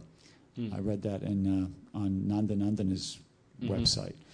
But okay, so was it that he just knows it because he's Shaktivesh avatar, or maybe as the case may be, Vishnu Tattva, or does he? What's the process? How does Vyasadeva? Because he wasn't there. So even though he knows it, it's a process. He wasn't where? Well, I mean, like when Krishna was kicking Danakasura or something like that. I mean, was Vyasadeva? Did he have watching from the sky? Yeah. Well, Vyasadeva has knowledge of all past, present, and future. Okay. Just like Sanjaya wasn't there when Krishna was speaking to Arjuna, but by the mercy of Vyasadeva, we were talking about this in Hawaii. Right. By the mercy of Vyasadeva, he was able to hear it, every word that was being said, because Vyasadeva had that mystic power and gave him the power. When Dhritarashtra asked Sanjaya, what are they doing? Sanjaya said, Krishna. Arjuna asked Krishna to draw the chariot between the two armies, and then Arjuna said this to Krishna, and then Krishna said this to Arjuna. So in the pastime of the first canto, when Narada Muni tells Vyasadeva that you have to describe the Srimad Bhagavatam, you have to describe the pastimes of Krishna, you shouldn't encourage people in religion just for sense gratification, they should be taught devotional service. And he tells Vyasadeva, you're qualified. He describes how he's so qualified to do this. And he tells him what to do. But then Vyasadeva sits down. We recite verses before our Bhagavatam class. And we recite those verses from the 7th chapter, where Vyasadeva sits down in his ashram surrounded by berry trees and touches water and begins to meditate. And in his meditation, then he sees the absolute truth. He sees Krishna surrounded by his external energy, which is under full control, and he sees everything. And then in that meditation, he sees everything clearly and is able to compose the Bhagavatam. So it's a similar process here to Lord Brahma, that he's become initiated, he's been given a mantra, then he goes through a process of meditation that takes a long time. And we should similarly not be impatient. I was reading some mundane novel, and in the novel, disclaimer, it's not transcendental truth, but in the novel somebody else said that you have to do something for 10,000 hours in order to become an expert at it. You know, who knows whether really you have to do something for 10,000 hours. But I was thinking when I saw that, well, we chant Maha Mantra 2 hours every day. So in 1,000 days, or 3 years, maybe not quite 3 years, that's 2,000 hours. So it takes about 15 years before we're chanting for 10,000 hours, or maybe it's 13 years or 14 years before we're chanting for 10,000 hours. Now, of course, our acharyas tell us that you have to avoid the offenses while you're chanting, or you can chant for thousands of years and still not get any result. You know, it's a matter of the quality, not just the quantity of chanting. But quantity is important too. We chant and we keep track of how many rounds we chant. We chant a fixed number every day, and we have to say the Lord's name so many times a day. And at first we might be something, we have to say it, we want to do something else, but we still have to say it. And then later we don't want to ever stop, you know. That's as Srila Prabhupada was saying, when you're chanting nicely, then you think, why only 16? Why not 1,000 rounds, you know? So anyway, there's a process. So that, you know, we may get the, you know, understanding, this is, you know, and we should keep that understanding. In the end of this book, it describes how the highest, you know, sort of beneficial state that the jivas can actually enter into the pastimes of Krishna through loving devotion, spontaneous loving devotion. And there's no superior well-being. And that these pastimes of Krishna in the spiritual world, the jivas have access to that through pure loving devotion. But then it says that to achieve that loving devotion, one has to engage in regulated practice. Keeping that goal of loving devotion in one's mind, one has to engage in devotion in practice, which has 2 stages. Now, one stage, it's done, you know, merely out of obedience. There's a certain amount of faith that's required to say, I have to do this, I've made a vow to do this, I'm committed to doing this, I believe in the process, I believe in the authority, I believe in my master who's instructed me to do this, and I'm going to do it for that, even if I don't like it. And then in the second stage, one develops an attraction for it, and one actually does it and feels very pleased. Oh, my master has given me this very nice occupation to do. Other people have different occupations that might not be as nice, but I get to chant Hare Krishna and worship the deity and recite these hymns and go out on book distribution and explain, to try to attract people to understand this sublime philosophy. So back to the overview, then we've gotten that far, that Lord Brahma comes out of the lotus, so they're explaining the beginning of the universe, how Lord Brahma comes out of the lotus and how he himself becomes enlightened, first by being given a mantra, then by a process of meditating for a long time, and then through that, after that lengthy meditation, then Gayatri, sprung from a flute song of Krishna himself, comes and enters into his ears and into his mouth through his ears. And then he becomes fully enlightened and attains the status of the twice born. having been initiated by Krishna directly himself. And then, because twice-born Diksha means, or Dvija means you have to take Diksha to become transformed from a mundane person into a transcendental person. Second birth. And then he becomes fully acquainted with the expanse of the ocean of truth, and he composes this hymn. And what is the hymn? That's the next part. Chintamani Prakarasatmashu. He describes, in his hymn, he describes everything about Krishna and his relation to the material world and to the demigods and his own abode. And that's something very confidential that in not many, like in the Srimad Bhagavatam, there's a lot of description about Vaikuntha. And there's also Krishna revealing his own pastimes on Bhoma Vrindavan, which are the real pastimes of the eternal abode Goloka. But it's not so much described in the verses that there's Devi Mahesha Hari Dhamasu, and above them all Goloka Dham. Goloka Dhamni, Nijadhamni. It's not being described in that way as much, but in this Sri Brahma Samhita, that's being unpacked for us. And we can see that the activities of Bhoma Vrindavan on earth, when Krishna comes with Mother Yashoda and Nanda Maharaj, the cowherd boys and the gopis, and performs these leelas on earth in Vrindavan, that those are really the activities of the highest, the original center of the whole full quadrantal expansion of Krishna's energies. That the center of everything is this Goloka pastimes. And then there are other pastimes in Dwarka and in Mathura and in the abodes of the different Vaikuntha abodes with different Vishnu avatars. So Krishna's pastimes here, when he came here 5,000 years ago, were a reenactment of his Goloka pastimes. Yes. But also while he's here, they can be perceived by everyone here, and he gives access to people. For example, the sages who saw Lord Rama and wanted to have a conjugal relationship, and they perceived his beauty and they wanted to see him. The personified Vedas were also able to get access to Krishna's pastimes here on earth. And other people who were, Hare Krishna, other people who, by virtue of their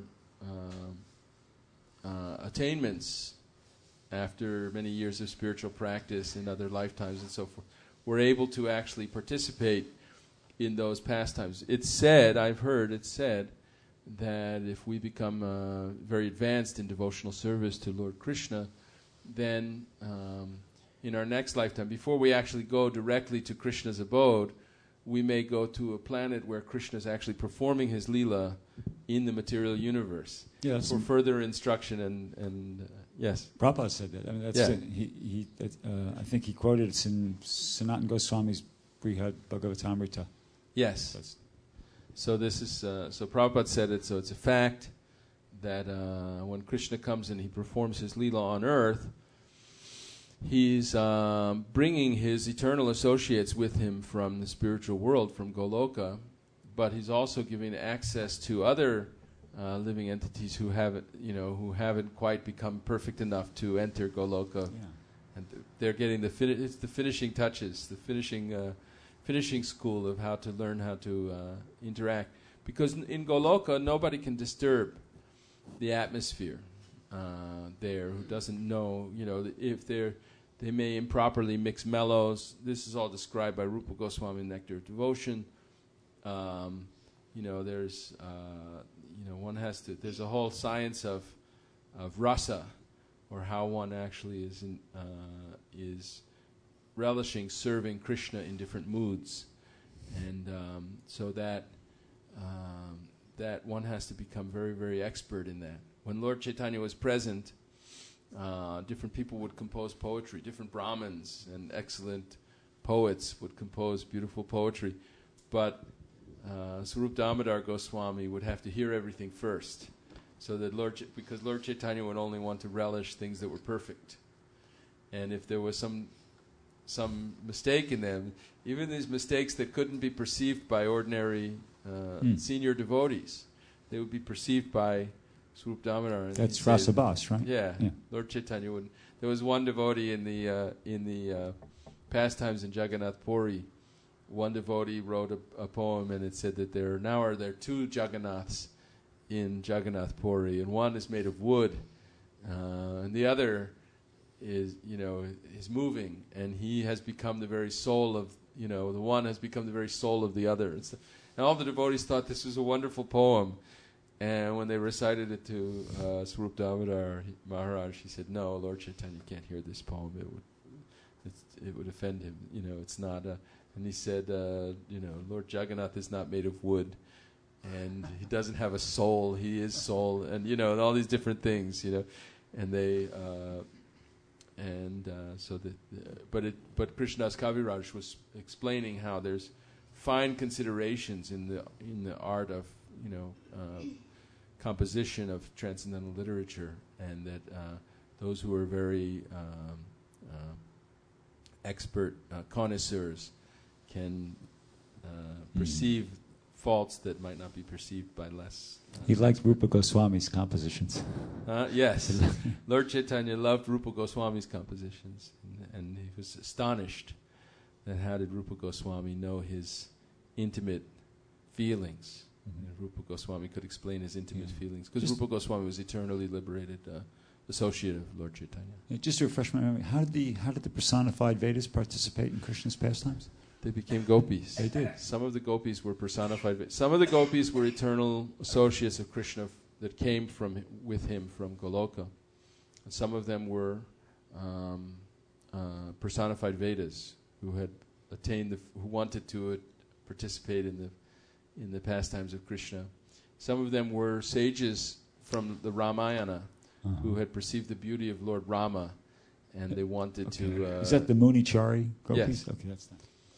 And some of them were sadhana siddhis, great devotees who had achieved perfection after long practice and were getting the opportunity to participate in Krishna's Leela like this on earth. Yashoda and Nand Baba were kind of, they prayed to Brahma, Lord Brahma, and Brahma gave them blessing that they would become. Yes, well, there's an interesting discussion of this in the 10th canto. There was one of the Vasus. There's 8 Vasus. One of them is named Drona. And when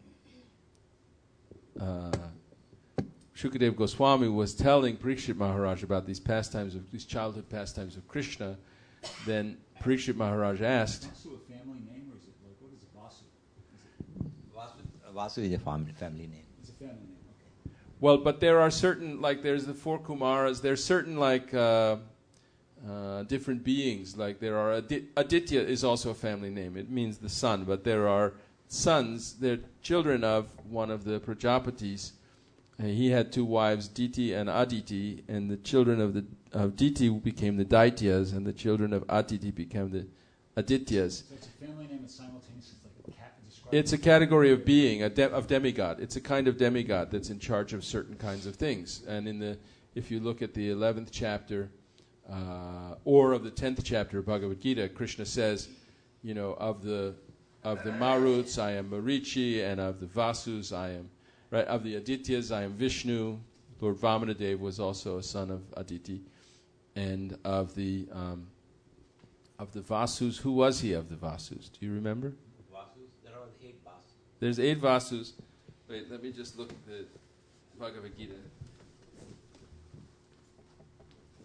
And I don't know, it's a category of demigods, but I don't know specifically what their function is, but there's different demigods have different functions.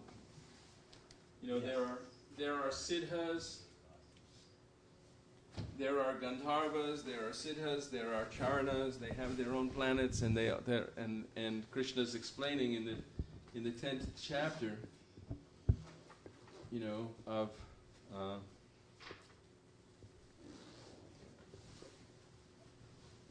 let's see.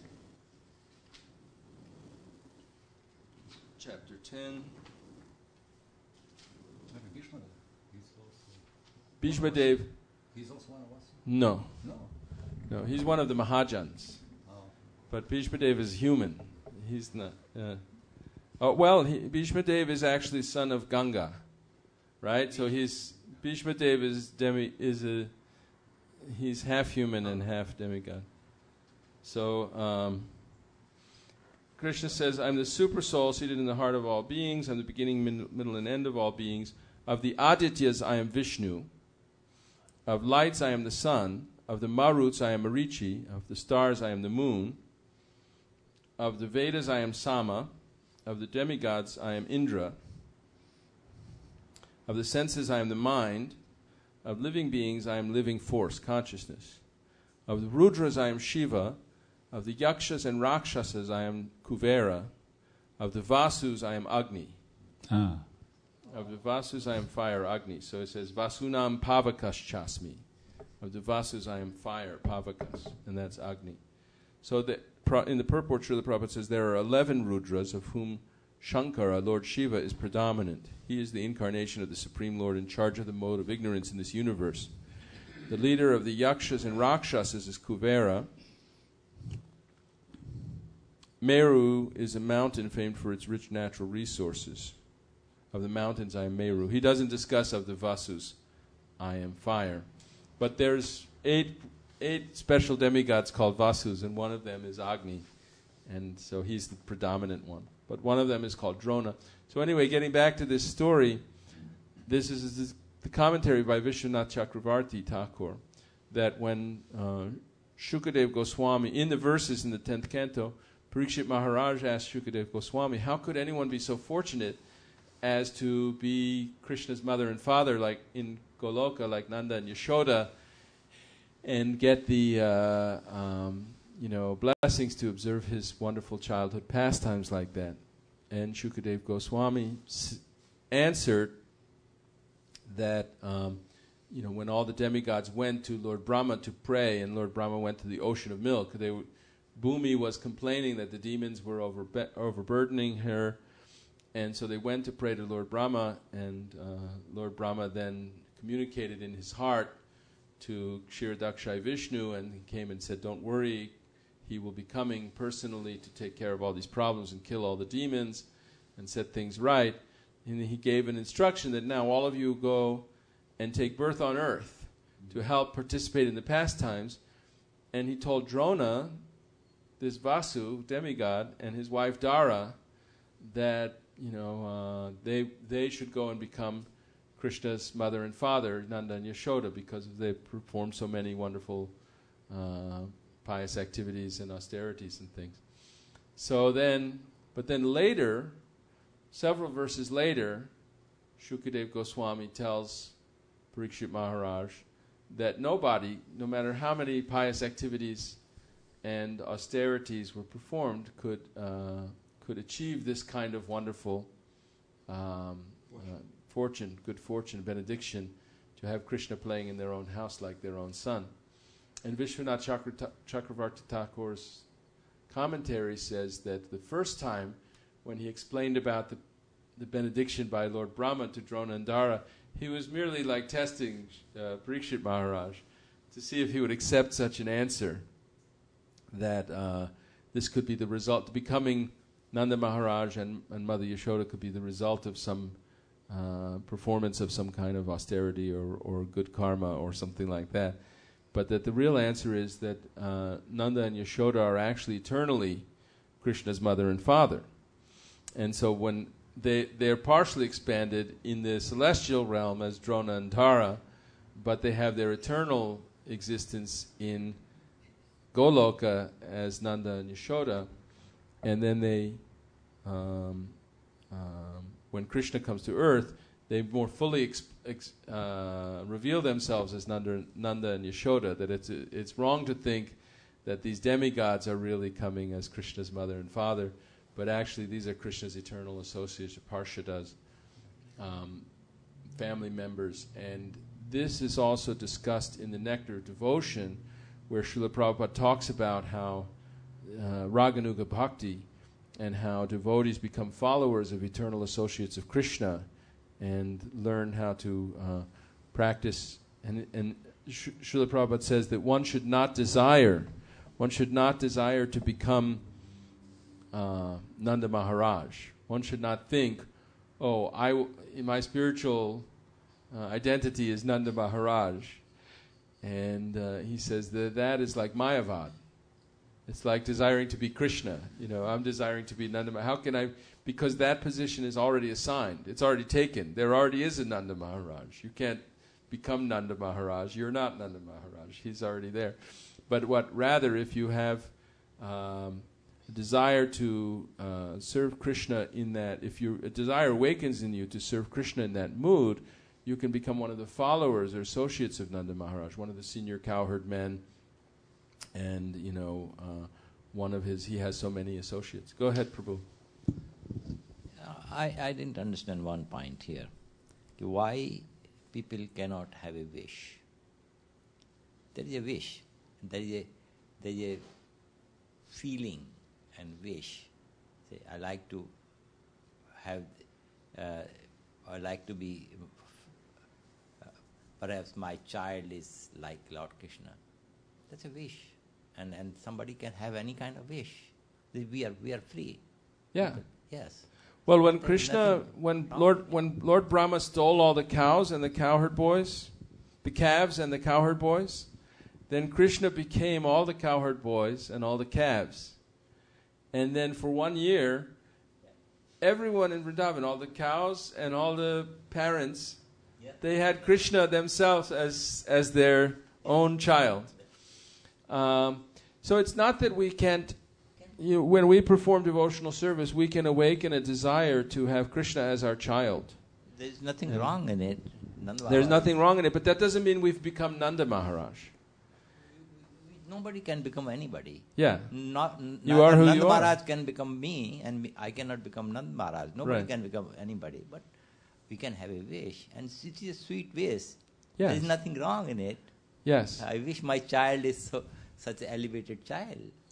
But you can realize through devotional service, you can realize your eternal identity. If you have, in performing devotional service, if you find, after 10,000 hours or more of practice, if you find a very strong desire awakening you to become Krishna's mother, and to serve Krishna, to cook for him and take care of him and dress him and protect him as his mother, you may realize that you actually have an eternal spiritual identity as one of the associates of Mother Yashoda, or but you won't be Mother Yashoda. Go ahead. Just like none of us could become the founder or acharya of the International Society for Krishna Consciousness. Its position is already taken. Yeah, position is already taken. But we can follow in Prabhupada's footsteps and become, inspired preachers of Krishna consciousness like Prabhupada. Yes. By his blessings, by his grace, by his mercy. Or we could become temple presidents or governing body commissioners, or even become, create in a whole country, may become a very big Krishna conscious country, and we may have become very important officers in that work. So it's an example that we have, according to our acharyas, we have eternal spiritual identities. We're not impersonal. It's not that we really are just yes, we're Brahman. That's true. We are Brahman. We're spiritual. We're made of internal. We're Jiva Shakti. We actually belong to the Para Prakriti, according to Bhagavad Gita, Para Prakriti of the Supreme Lord. But that Para Prakriti is not inactive, as some philosophers understand that when we realize we're Brahman, then we just realize we're one with everything, and then we become inactive. We don't. It's true that we're not materially active, but we have to learn how to be spiritually active, and that spiritual activity is expressed in devotional service in relation to Krishna, one of his different expansions, in different ways.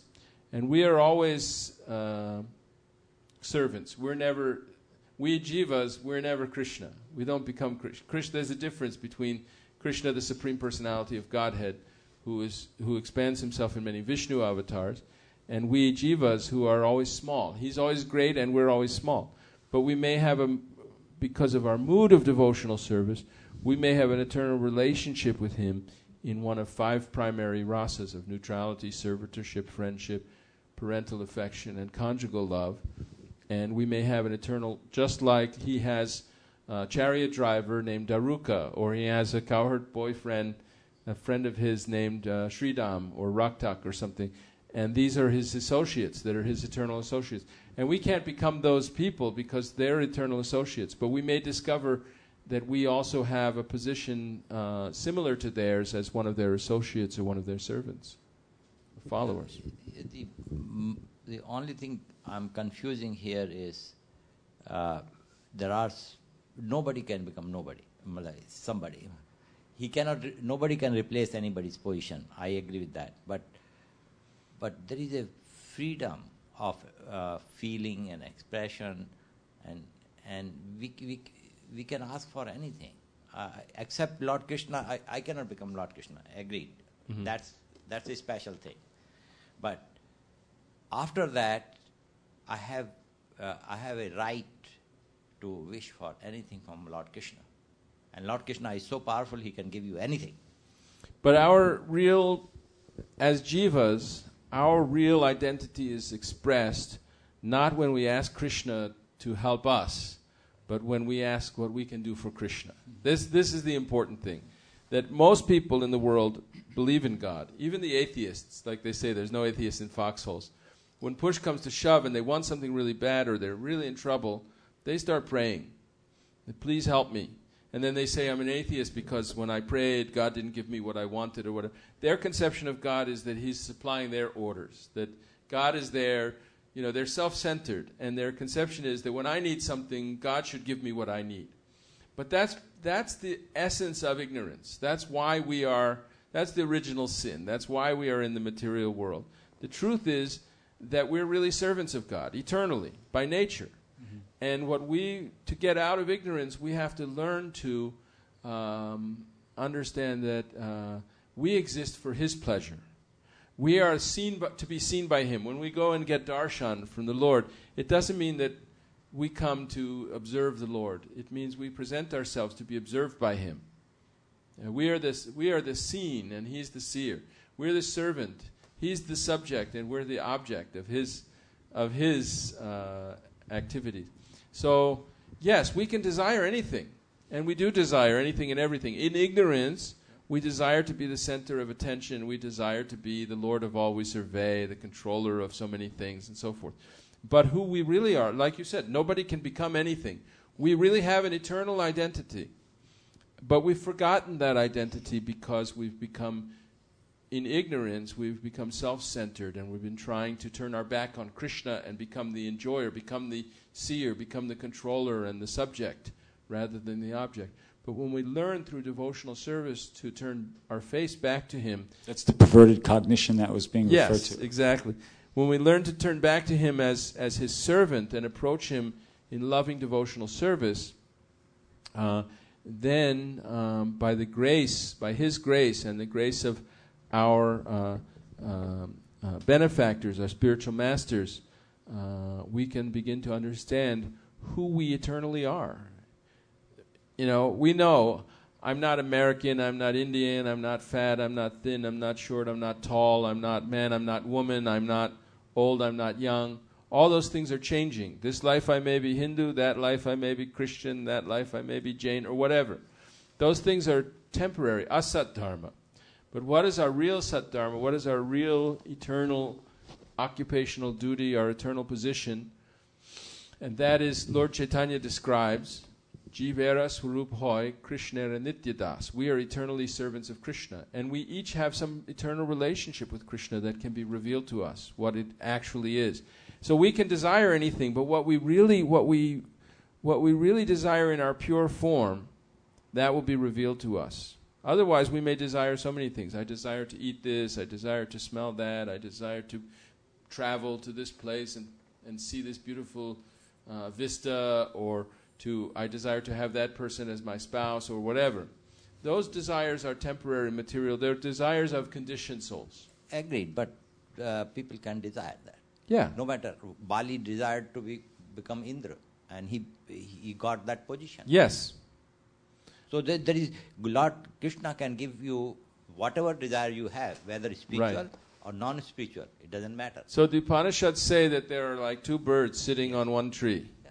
And one bird, he's trying to enjoy the fruits of the tree. But the other bird is his friend, and he's sitting peacefully. The example is that as conditioned souls, we are trying to enjoy the fruits of this world. And we're in anxiety. Always trying. We have this desire, that desire, and the other desire. And Krishna is waiting for us to turn back to him. He's our friend. He's our eternal friend, the super soul in our heart. He's waiting for us to give up that foolish desire, activity, material activity, karma, which is causing us our misery. We were thinking that by achieving this, by tasting this fruit, by tasting that fruit, I'll become happy. But we don't see that desire and that activity is actually the source of our misery. And that misery is coming. We can't stop it. The misery is coming and over and over again. But it can be stopped by Krishna's grace when we learn to practice devotional service. Is turning to the spiritual master tantamount towards turning to Krishna? Yes. If somebody's listening to their spiritual master day and night, that's their shelter. That's Yes. that's okay. So Krishna, in his form of Baladev, he's very merciful, and he's the liberator of conditioned souls. He comes in Lord Chaitanya's Leela as Lord Nityananda, and he's famous as the deliverer of Jagai and Madhai. And he goes on Sankirtan, just like you go on Sankirtan. You're being directed by, in the party of Lord Balaram, they're directed to go try to bring people to the spiritual master. Read the spiritual master's books. This is the activity of, you're actually becoming a spiritual master like that, a representative of the parampara, by trying to invite people to take shelter of Krishna's internal energy, take shelter of his this transcendental sound vibration, chant Hare Krishna, and hear Srimad Bhagavatam, hear Bhagavad Gita. And so yes, the spiritual master is directly manifestation of Krishna's mercy. Okay, another one.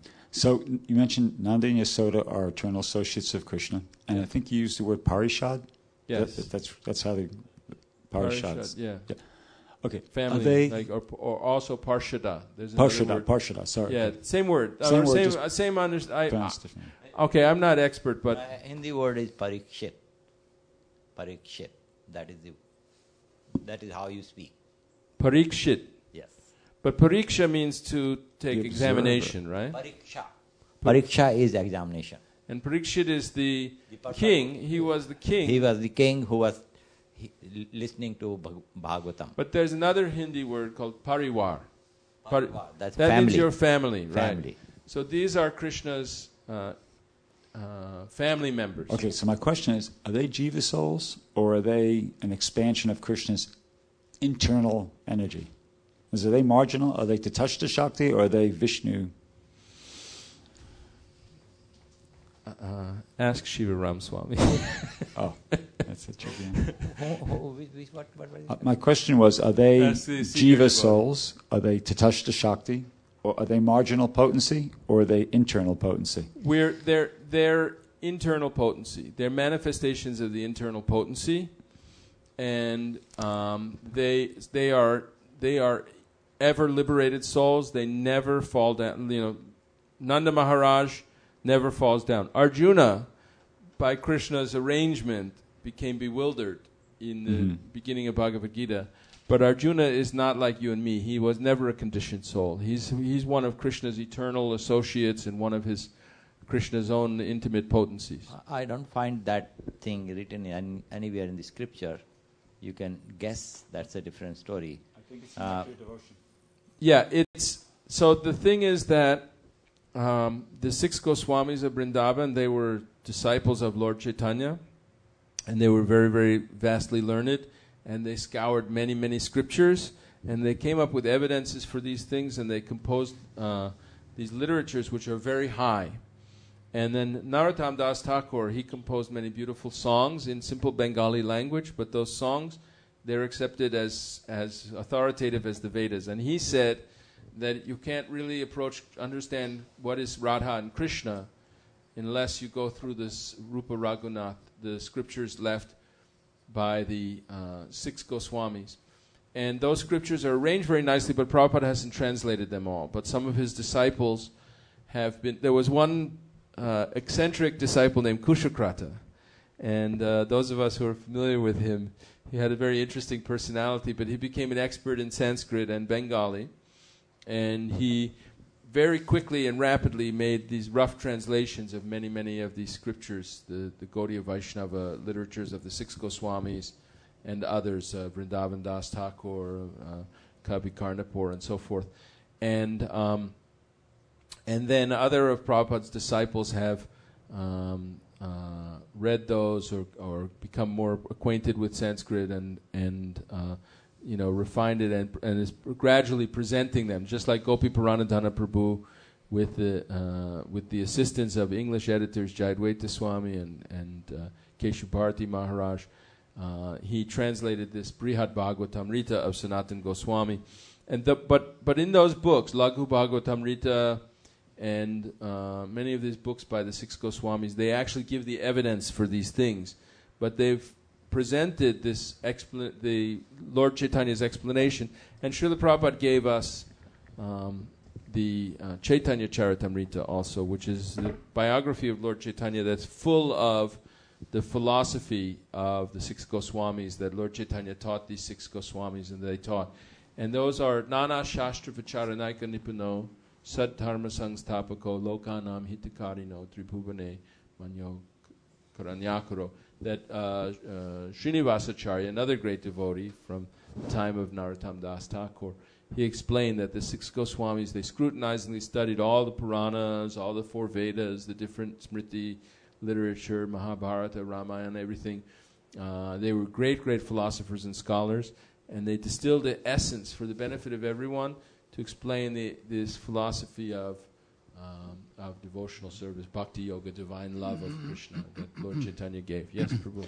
So Mother Yashoda and Nanda Maharaj, they are internal energy of the God. Their internal energy. And also, is it 8 principal gopis and actually 108, all of them? They are also like yes. that. What about other gopis or somebody who develop relationship here with Krishna in this rasa, ordinary jiva soul? He will be tataksha, and Prabhupada said when you come back in the spiritual world you will never fall down, but it's possibility because you're tataksha energy. Tatastha, sorry. So this is the point. So some jivas, innumerable jivas in the spiritual world who are in relationship with Krishna in different rasas, some of them, is it some statement how many of them are internal energy of Krishna, how many of them are just tatastha? Well, there's unlimited internal, eternal associates of Krishna. There's unlimited. Even the Vishnu avatars, the Svangsha expansions of Krishna as Vishnu are unlimited, actually. It's a very popular notion that, there's 10 Leela avatars or something, but there's more than 10. We know, when you include Hayagriva and Dhanvantara and so many other, in these descriptions in Srimad Bhagavatam, you can count some chapters, there's a description of 38 or 40 or something. Leela. There may be these 10 principal ones that everyone knows, Matsya Kurma, Vraha, and Lord Nrsingadev, Vamana, and Parashuram, and so forth. But there's actually unlimited Vishnu tattvas, and then there's unlimited internal Shakti tattvas, and then there's and generally the Shakti tattvas. So this is going beyond my knowledge and my realization. That's why I said, Shivaram Swami may be a good authority to ask questions like this. They're detailed questions of philosophy for more advanced devotees than I am, and it's theology stuff that I don't really need to know it for my practice. But so basically, Tatastha Shakti, where we actually basically will never can be completely Nitya Siddha, eternal liberated. Well, that's because his possibility to fall down. That's a confusing thing, but Srila Prabhupada has said, and I've heard him say, that even though we are eternally bound, eternally conditioned, nitya baddha, eternally conditioned souls, and that by practice of this Krishna consciousness, we can get the grace of the Lord and then become eternally liberated souls. And then that it seems like a logical contradiction because the eternally liberated souls, there are different kinds of perfected beings. Some are eternally perfect, some are perfect because of their practice, and some are perfect because of mercy, just causeless mercy. And but it seems like logically that those who are eternally perfect and they never become conditioned, it would logically seem that that anyone who's conditioned can't become eternally perfect. It seems logically contradiction, but yet Prabhupada has definitely said that you are now eternally conditioned and you can become eternally perfect. So I can't explain it. It's not logical, but it's true. Just small also question. In Krishna books, it's also explained, and we perfect our life. We'll go to the planet when Krishna performs his pastimes. But is it possible to somebody a bit so advanced that you can go directly to? Is there some statement to Krishna Loka directly from material plane? Is it possible? I'm trying to think of an example of someone who immediately went.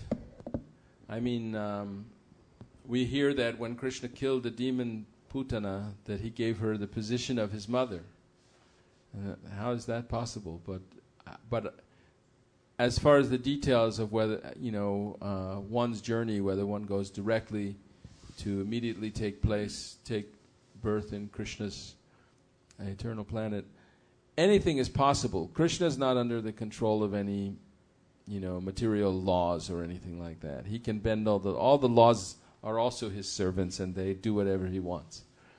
But I'm trying to think of an example of someone who went directly from his earthly state of a conditioned soul and directly into Krishna's pastimes. Well, it said in the Pandavas that they went back. Microphone. I don't know if this is exactly on target, but it says that the Pandavas went back to Godhead in their self-same body. Is that expression, self-same body? So it doesn't sound like they needed additional training, because that's Prabhupada did indicate that was the purpose of that intermediary stop, that you go to the planet where Krishna's performing his pastimes, you get further training, and then you go back. But some of these devotees, there are devotees mentioned in the Bhagavatam that he said went back in their self-same body, so...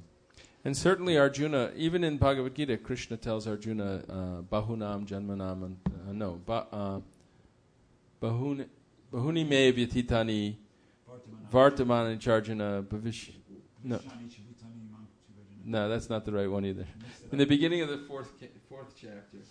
Many births, both you and I have passed. Bahuni me vyatitani Janmani Tava Charjana Tanyaham Veda Sarvani Natvam Veta Parantapa. I remember all of them, but you don't remember. But we've both been together many, many times. He doesn't say together. He says, you've been in many lives and I've been in many lives. But we understand from the commentaries and from enlightened souls that Arjuna is a very special associate of Krishna. And that he goes everywhere Krishna goes. And he doesn't always remember it. But... Bahuni me vititani janmani tapacharjuna tanyaham veda sarvani natvam veda parantapa. Sudama is one. Sudama is one of Krishna's, associates, and who directly went to the Lord Krishna's abode. Okay. Sudama, the cowherd boy. We should sing a little and get onto the Bhagavatam part. But go ahead. Oh, okay. No, I didn't realize you still try to do the whole program, or? Yeah. Oh my God. Go ahead. What is this? Well, no, this is not. Anyway. This morning I was chanting. I asked myself, okay, what do I want? And this verse popped to my mind. Nayanam Galura Sudarara Varanam. So I went over to the thing and I picked up the from Shashtaka. Yeah, the first canto of the Bhagavatam. And at the end of the introduction is an English translation of the Shashtaka. And I was just looking. And then I thought to myself, you know what? I never noticed it before, but it seemed to be a correlation between the 8 slokas that Lord Chaitanya gave and the 9 steps of the development of devotional service from Shraddha to Prem. And it seemed like, the first one kind of correlated with Shraddha and the second one with, Sadhu Sangha, and the third one with, and then, anyway, I was just wondering, is there any correlation there? Or is that a comparison? Well, it's definitely made, a progression. I haven't heard directly that the verse Ado Shraddha Tata Sadhu Sangha, there's a whole book about it. Another book by Vishwanath Chakravarti Thakur called Madhurya Kadambini. Have you heard that comparison before, though, or no? I don't recall hearing that verse and those different. Is it 9 or is it 8? There's 8 Shashashtika, but there's 9 in the. So from Shraddha to Prem. Okay, so there's Shraddha, and then there's Sadhu Sangha, Bhajana Kriya, Nartana Vritti, Nishta, Ruchi, Ashakti, Asakti, Bhava, and Prema. 9. Okay. Yeah. Well, I know that the Shikshastakam is progressive. That is, it starts with, just a glorification of the Sankirtan movement, and then the glorification of the holy name, and becoming liberated, becoming humble, wanting to be picked up out of the ocean of material suffering, not wanting wealth and women and fame and so forth, followers, and then by verse like 6, what's 6 is Nayanam Galadashrudadaya. Okay, so Ayinanda Tanuja Kinkaram Patitamam Vishame Bhavam Buddha Kripaya Tapapada Pankuja. Yeah, that to me would be the equivalent of like Nishta. And then the next one is Nayanam Galadashritaraya. Yeah, which would be a combination of, say, Ruchi and Shakti. So it goes right into the mood of separation. Yeah.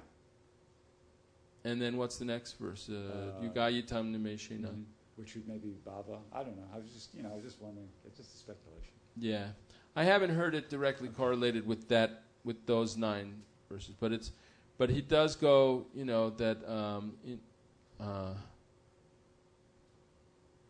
okay, Nayanam Galadashrutaraya Vadanam Gadgada Rudhayagra. Pulakaya, my hair is standing on end, so he's starting to talking about upon the recitation of your name, the ecstatic symptoms are appearing. My voice is choked up, my hair is standing on end, tears are shooting from my eyes like torrents of rain. And then the next one is really the mood of separation. A moment is like 12 years or more in your absence. The world is void in your absence. And then finally is, this Atma Nivedana, that you can do whatever you want. And you're still my Lord unconditionally, even if you treat me roughly by your embrace and make me brokenhearted by not being present before me. So there's definitely a progression in the Shikshastakam from the early stages of devotion until full blossom ecstasy of separation.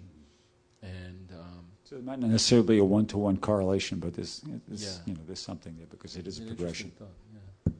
Just one small question. Why is explained in, I think, Krishna book, Prabhupada said, and in a spiritual world is just only a rumor of demons, but they're not there actually. But in Bhagavatam it is explained how actually Kamsa also exists there, and other demons. And well, in the spiritual world, demons don't actually gain access in the spiritual world. Nobody can enter the spiritual world who's actually opposed to Krishna. The spiritual world is completely in harmony.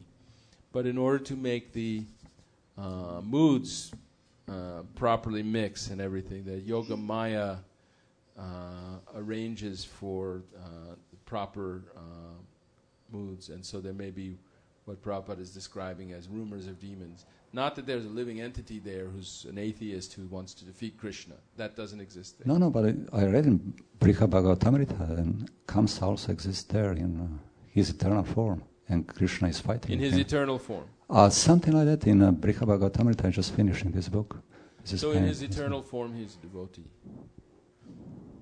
He was, Kamsa was previously Kalanemi, and he has a, so when Krishna kills Kamsa, he actually liberates him. So, I don't know, we could read it. I can tell this thing. There was Jay and Vijay were there was... Kamsa wasn't Jay and Vijay. That was Shishupal and Dantavakra were Jay and Vijay. Okay. I think he's also a fallen soul from place, and then he was killed and went back to the place. A second thing is that all these Rakshasas and who are killed by Lord Krishna, they really are, they don't become devotees, they get salvation. Yes. There is a difference here. Yeah. Salvation means they are they are left the earth, they are happy, they go to they get a very nice or place. They get Sayuja. They get Sayuj, yeah. And any of the 6, there are 6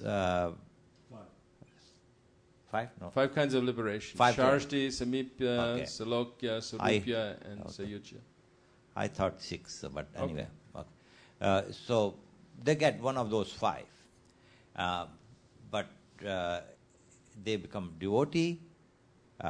This is about Putna only you are telling me, and I've never... Yeah. I didn't know about anybody else. Mm-hmm.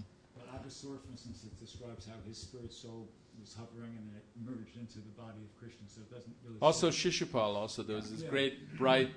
When Krishna cut off his head, then this big bright light came out of him and then went into Krishna's body. Yeah. And then that story was told. So we'd have to read that part of Brihat Bhagavatamrita and understand what's going on there. But the truth is that in the actual spiritual world, one of the characteristics there is that nobody gets in. Nobody ever gets in there if they're antagonistic to Krishna. So what Kamsa is doing there and why he's doing it, he may be doing a role. He may be playing a role as a servant of Yoga Maya there that's allowed it for him there. I would have to read what it says. I think this is a very clear thing. The people who take name of God, they get benefited. Who doesn't take name of God, they don't get benefited. Mm-hmm. Because all these enemies, they remember Lord Krishna, and they keep on thinking about it, and so they get liberated. Yes. The people who are antagonists and who never care about Lord Krishna, they don't want to hear anything about Lord Krishna. They remain. So this Kamsa, he couldn't stop thinking of Krishna, but in the mood of fear, he was afraid of Krishna. So there's this verse here, text 55. I adore the primeval Lord Govinda, the meditators of whom, by meditating upon him under the sway of wrath, amorous passion, natural friendly love, fear, parental affection, delusion, reverence, and willing service, attain to bodily forms befitting the nature of their contemplation. So some of these, like wrath and fear and delusion, are not actually favorable. They're not the moods of devotees, but nevertheless, they're moods of people who have... I mean, Kamsa, how fortunate he was that he was killed by Krishna's own hands, where you and I, we can't get that kind of benefit. And he served Krishna in his way to make his pastimes pleasing, even though he did so many horrible things. So we should sing Udila Aruna, and then we'll read the Bhagavatam a little bit. Hare Krishna, Damodar.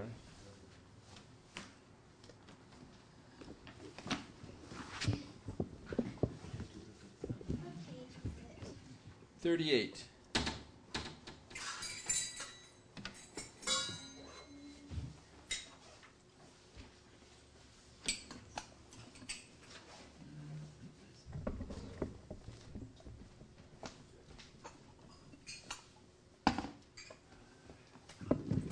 You guys going on book distribution today?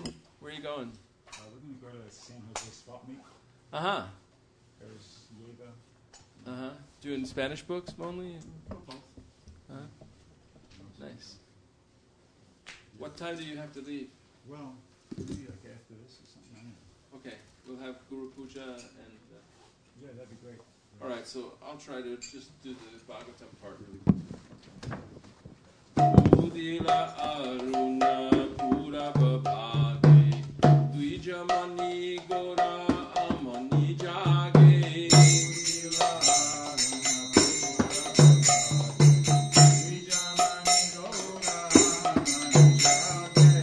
Vakata Samuha Loya Shate Gelo Nagara Bhaje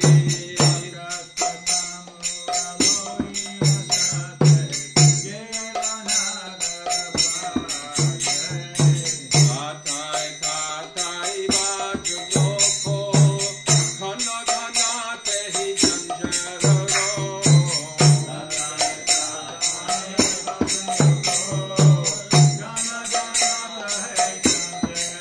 Eme Dhala Dhala Shonara Anga Sharanye Nupure Bhaje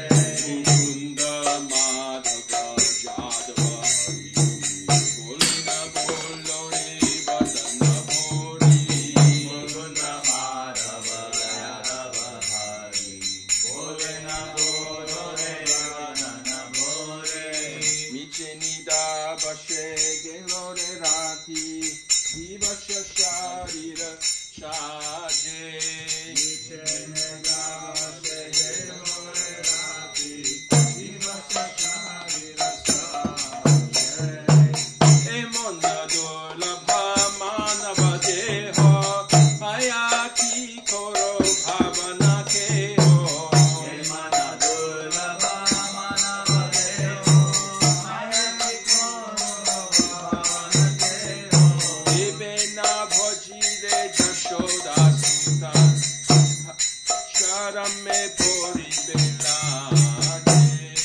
Ebena Bhojire Jashoda Sutta Sharame Pori Belage Udita Tapana Hoile Asha Dina Gelo Boli Hoibe Yasha Udita Tapana Hoile Asha Dina Gelo Boli Hoibe Yasha Tabe que no ebe Allah Shahoi Na Bhajari Doya Raje Tabe que no ebe Allah Shahoi Na Bhajari Doya Raje Jivana Anita Jana Hasha Tahe Nana Vidha Vipada Bha Jivana Anita Jana Hasha Tahe Nana Vidha Vipada Bha Namashraya Kori Jatanye Tumi Thakaha Apana Kaje Namashraya Kori Jatanye Tumi Thakaha Apana Kaje Jivera Kalyana Sadhana Kam Jagate Ashiye Madhura Nam Jivera Kalyana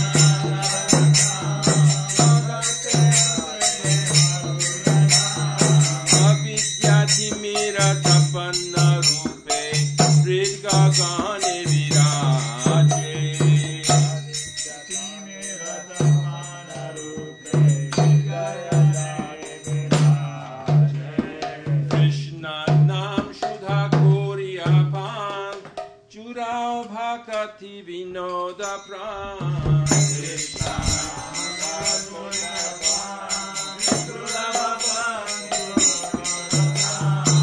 Nama Bina Kichu Nahiko Aro Chodha Bhuvana Mache Nama Bina Kichu Nahiko Aro Chodha Bhuvana Mache Jago Jago Gora Chanda Bole Jago Gora Chanda Bole Kota Nidra Chao Maya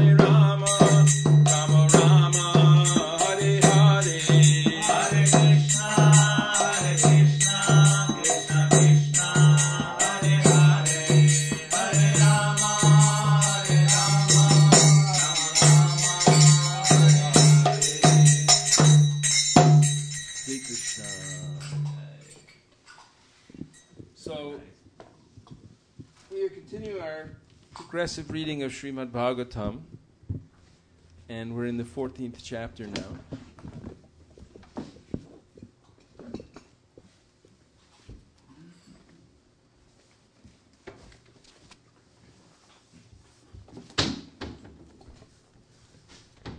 So we should at least read a verse today.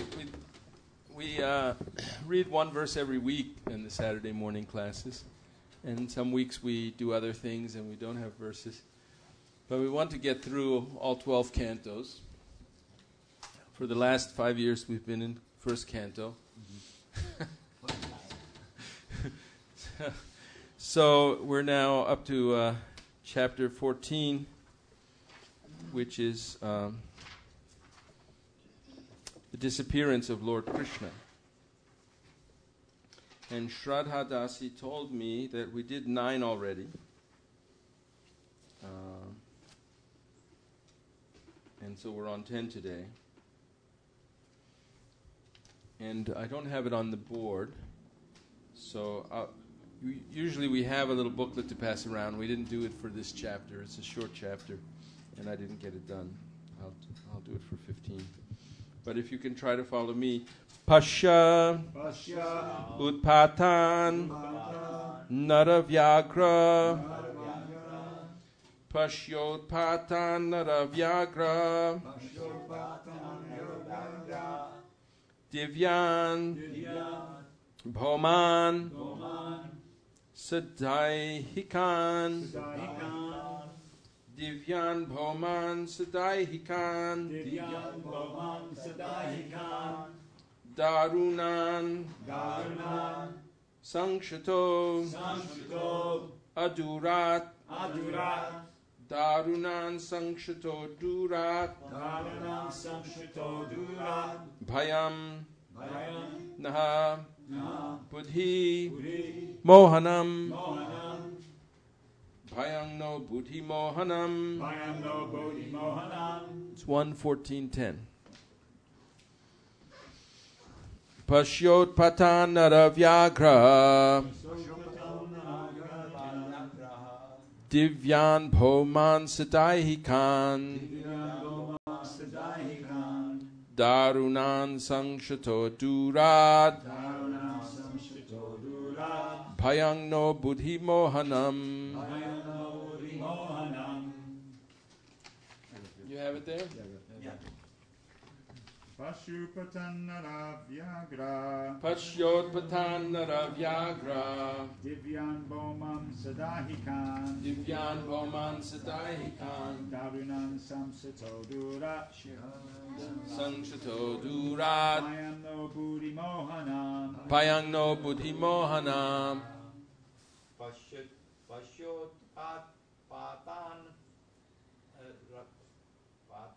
Vyagra Divyan Bhuman Sadehikan Divyan Bhuman Sadaihikan Darunan Shansito Durat Darunan Sangshato Durat Dayam no Buddhi Bhayam no buddhi mohanam.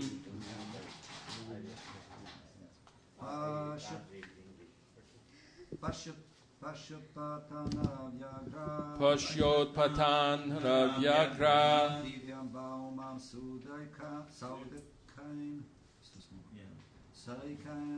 Divyan Bhauman Sadaihikan. Darunang Sangshato Durat. Bhayam no buddhi mohanam. Pashyotpatan Ravyagra. Pashyotpatan Ravyagra. Divyan Bhauman Sadhikan. Divyan Bhauman Sadaihikan. Darunam Samshato Durat. Darunang Sangshato Durat. Bhayam na buddhi mohanam. Bhayam na buddhi mohanam. Pashyotpatan Ravyagra. Divyan Bhauman Sadaihikan. Darunang Samshato Durat. Bhayam no buddhi mohanam. Pashyotpatan Ravyagra. Pashyotpatan Ravyagra. Divyan Bhauman Sadaihikan. Divyan Bhauman Sadaihikan. Darunang Sangshato Durat. Bhayam no buddhi mohanam. Pashyo, just see. Utpatan, disturbances. Naravyagra, O man of tiger-like strength. Divyan, happenings in the sky or by planetary influence. Bhauman, happenings on the earth. Sadaihikan, happenings of the body and the mind. Darunan, awfully dangerous. Shang Sataha, indicating. Adurat, in the near future. Bhayam, danger. Naha, our. Buddhi, intelligence. Mohanam, deluding. Translation. Just see, O man with a tiger's strength, how many miseries due to celestial influences, earthly reactions, and bodily pains, all very dangerous in themselves, are foreboding danger in the near future by deluding our intelligence. Please repeat. Just see, O man with a tiger's strength, how many miseries due to celestial influences, earthly reactions, and bodily pains, all very dangerous in themselves, are foreboding danger in the near future by deluding our intelligence.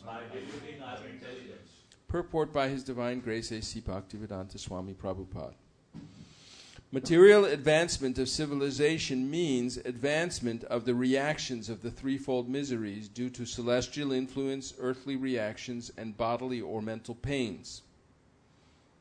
By the celestial influence of the stars, there are many calamities like excessive heat, cold, rains or no rains, and the after effects of famine, disease, and epidemic. The aggregate result is the agony of the body and the mind. Man-made material science cannot do anything to counteract these threefold miseries. They are all punishments from the superior energy of Maya under the direction of the Supreme Lord. Therefore, our constant touch with the Lord by devotional service can give us relief without our being disturbed in the discharge of our human duties. The Asuras, however, who do not believe in the existence of God, make their own plans to counteract all these threefold miseries, and so they meet with failures every time. The Bhagavad Gita 7:14 clearly states that the reaction of material energy is never to be conquered because of the binding effects of the three modes. They can simply be overcome by one who surrenders fully in devotion under the lotus feet of the Lord. Om Jnana Timarantasya Jnananjana Shlakaya Chakshurunmilitam Yena Tasmai Shri Gurave Namaha Sri Chaitanya Manobhistang Stapitang Yena Bhutale Swayam Rupa Kadamayam Dadati Swapadantikam. Nama Om Vishnu Padaya Krishna Prashtaya Bhutale Srimati Bhaktivedanta Swaminiti Namine Namaste Saraswati Deve Gauravani Pacharine Nirvisheshanyavadi Paschatya Deshatarine. So just briefly to remind everybody where we are, in the last chapter, Dhritarashtra quit home, and Narada Muni appeared at the palace just when Yudhishthira Maharaj was realizing that Dhritarashtra and Gandhari had gone off with Vidura and they left the palace and left their protection. And Sanjaya was lamenting. And then Narada Muni had showed up and he told them that don't worry, that Dhritarashtra's gone off to leave his body, take sannyas, and then in the very near future he would be in this ashram where he would be leaving his body, and that Narada Muni told him that Krishna was winding up his pastimes. He had come here to kill all the demons and do various things as part of his pastimes, that he was trying to reestablish righteousness. And then he was now getting ready for his departure, and he told Yudhishthira Maharaj that he and the Pandavas should remain until after Krishna had finished, and after Krishna had left. And then Arjuna had gone off to visit relatives in Dwarka and friends, visit Krishna, and he didn't come back after several months. And then Yudhishthira Maharaj started talking to Bhima about these various omens of ill, bad fortune, different kinds of signs that different bad things were happening. And that's what's going on in this chapter, that he's talking to Bhima, and then later in the chapter Arjuna will return and be looking very downcast and very lacking in his luster. And so in this particular verse, he's talking about how many miseries are being perceived. In Yudhishthira Maharaj's realm, there was practically the threefold miseries were not felt by the population. The threefold miseries are miseries caused by other living entities, miseries caused by the body and mind, and miseries caused by celestial powers, daivam, superior powers. And but he was perceiving that their miseries were beginning to be seen in the kingdom, and this was a foreboding that much more dangers were coming. Yudhishthira Maharaj was wise enough to perceive the signs that Kali Yuga was coming, and was shocking to him to see these signs. So in this place in the Bhagavatam, this is the first canto, and the sages have asked Sutta Goswami to answer various questions. And one of the questions was that, where have the principles of religion gone? Now that Krishna has returned to his own abode, accompanied by all the qualities of, dharma and jnana, etc. And then Sutta Goswami answered that in the Srimad Bhagavatam, these are here, and people will get light from this Purana, who have become, in the darkness. So this is also being explained. And then later they asked him, after these first 6 questions, they also asked him, how did Shukadev Goswami study this literature, and how did Parikshit Maharaj ask about it? So he's telling, this is a very sort of introductory part, where he's explaining, he's setting up everything and explaining how it came that Parikshit Maharaj became the king, and then the age of Kali appeared, and then Parikshit Maharaj inquired from Shukadev Goswami about the ultimate duty of mankind, and especially of one who's about to die, as we all are. And so this is talking about the departure of Krishna and the beginning of Kali Yuga, and it also is an indication. We were talking earlier about Yugayatam Nimeshena Chakshusha Pravrishayatam, that when Krishna leaves, his devotees feel a great feeling, a kind of ecstasy feeling of separation from him, an intense feeling of emotion, of longing for him, that in many ways is more intense than the happiness that they feel when they meet him again. And this is a theme of the Srimad Bhagavatam that Lord Chaitanya brought out, revealed in his own ecstasy. He displayed the ecstasy of Radharani, of a gopi who Krishna had promised he would come back, but then he left and he was away for a long time, and the gopis couldn't stand his separation. So we're seeing also now this mood of separation that's appearing in the Pandavas when the departure of Krishna is imminent or has just happened, and Yudhishthira Maharaj is recognizing it, this mood of separation. And in today's verse, he's talking about perceiving that these miseries have come into the kingdom, because Kali Yuga is coming and starting with Krishna's departure, and the threefold miseries. Here they're described as on the earth, in the heavens, and in the body and mind. But on the earth is also sometimes described as miseries from other living entities, from other enemies and animals and things like that. So these miseries, Srila Prabhupada is saying there, we don't see the real cause of the miseries. The atheists think we shouldn't believe in God, we shouldn't surrender to God, we have to solve our problems by technology and science, and we learn more from our own endeavors, our own evidence.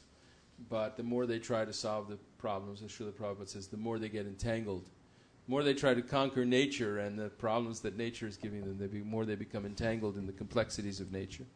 So then they have pollution and nuclear weapons, and now everyone's worried about global warming, and they don't know what to do about it. They really can't do anything about it. Yes, Prabhu. It's like if your parents try to punish Microphone. you. It's just like if your parents are trying to punish you and you don't surrender to it. You try to squirm out of it, then they're just going to punish you more. Yeah.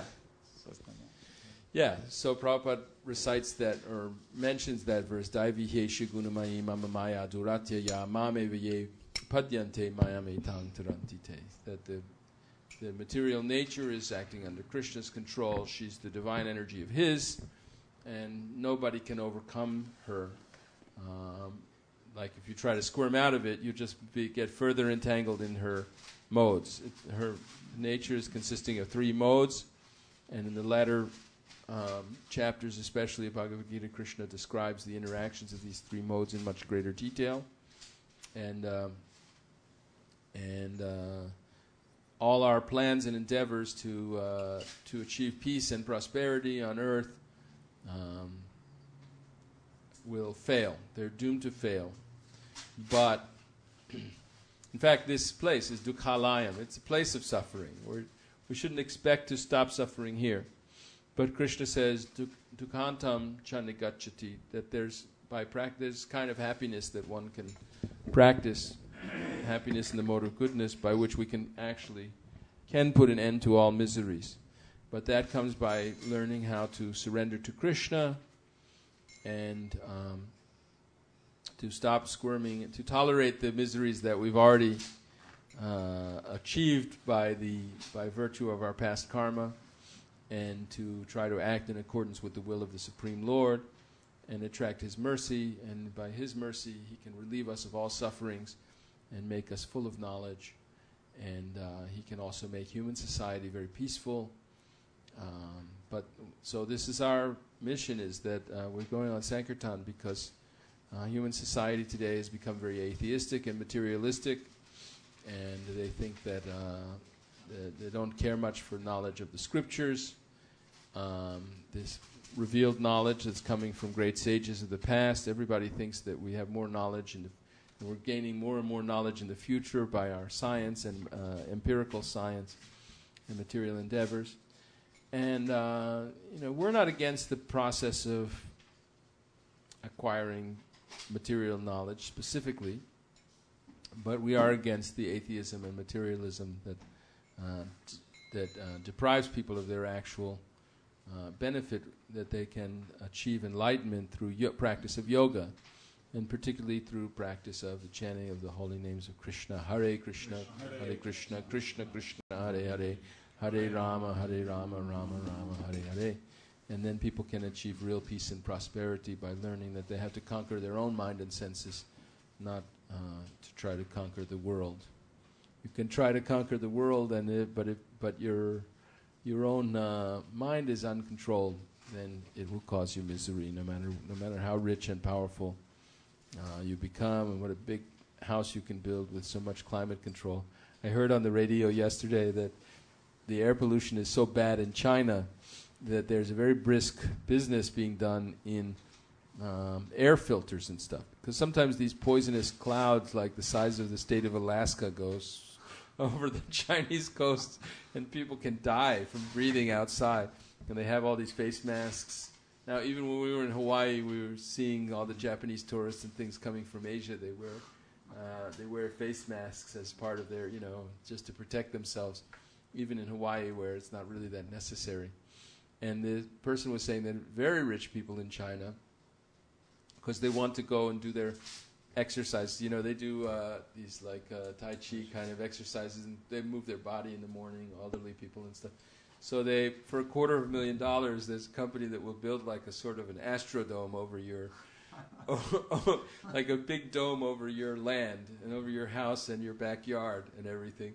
And they can control the climate within that dome, and so that you can go in your backyard and do your exercises and sit around your swimming pool or whatever without being affected by the poison air. So this is going on. It's Kali Yuga, and we have air pollution, and we have all these other problems that are coming. And the solution to all these problems is the Sankirtan movement of Lord Chaitanya, but most of the people, they can't see it somehow. And so the merciful devotees that are going on in book distribution, they're humbly begging people, finding ways to convince people to take these books and give donations. And this is actually, even though most people can't see how it's working, this is actually the great hope to stop the global warming and the droughts that are ruining all the crops and the big storms that are, right now there's storms out on the East Coast. I know Nirkula went yesterday to join Vaishasika and the other devotees who were doing Parakram, and her plane had to be rerouted because of all the big storms that are there. But these things are always going on. So I know we have to stop, but any comments, final discussion? We hear this material world is made, actually then created, and living soul realize that are useless. I mean, then they have to be corrected, and they have to, go to the spiritual world. And Prabhupada gave us, Shavaran, Kirtana, Vishnu Smarana, this everything what we need. And at the same time, he also said then we can use everything in Krishna's service, even material advancement. But, in same time, according to this verse, whatever advancement scientists can discover, there is always, they cannot solve the problem, As always, material energy is more stronger, You can discover many things in physics, macrobiology, whatever. So how we can, like devotees, scientists, how we can actually, is it possible, use this material advancement at all, in Krishna's service, because it's, it's so danger. Only because... Like we're using cars to go out on book distribution, we're using planes to go on pilgrimage, but we're using microphones to broadcast. Okay, that things, but if some student want to study physics and want to get PhD, how you can use, because scientists are using these things to solve the problem, but they cannot solve any kind of material problem. All material energy is so stronger, so. Like devotee scientists, how they can use these things, because Krishna is more smart. This universe is made just to, what I mean? To look like just the best. Just give up everything. Just Shravanam Kirtan Vishnu Smaranam. You've raised the issue of devotee scientists. And is it possible to use these things, in Krishna's service? Because it's. In fact, Srila Prabhupada considered his Bhaktivedanta Institute as one of his most important programs. Because if the devotees are seen by the general people as just sentimentalists, and not if the scriptures are seen as not philosophically sound, but just kind of sentimental, fanatic, emotional, religious literature, then they won't become taken seriously by the general populace. So the people who are taken seriously now by the general populace are scientists. And when the scientists become devotees, and when the scientists have proper respect for Srimad Bhagavatam and Bhagavad Gita, then people will find it easier to listen with proper receptivity, with proper respect. You have to listen with faith and respect, and then you can be purified of the... but my point is that any kind of material discovery, scientists, devotee scientists can use Krishna service without problem. That's the main point, because they are devotees, they don't use. So it's good to... it's not necessary to be scientists, it's just saying Hare Krishna, But because we are in this society, so we can, get PhD and use Krishna service without problem. Is it because material... It's not necessary for you to become a scientist, but for society to become devotional, it's necessary that the scientists of society become devotees. So, okay, it's understandable. Okay? Hare Krishna. Hare Krishna. Akruranath Prabhu ki jai.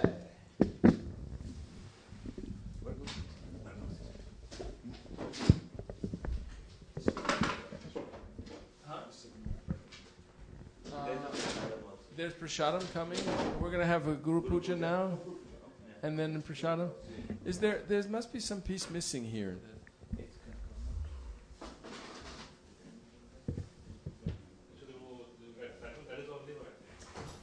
This part doesn't seem to screw in. It's too wide.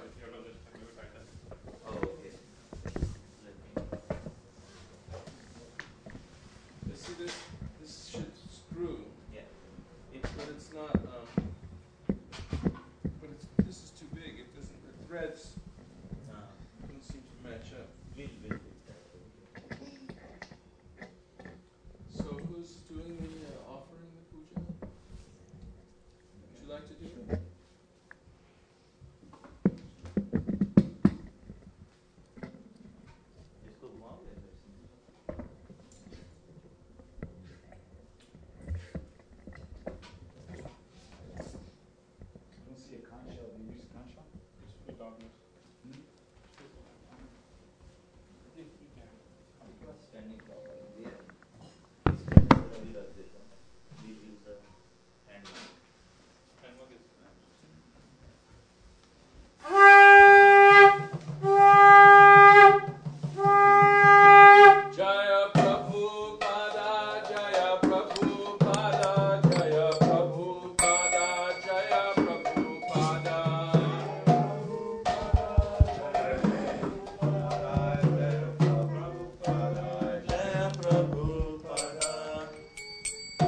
Shri Guru Charana Padma Kevala Bhakati Shatma Shri Guru Charana Padma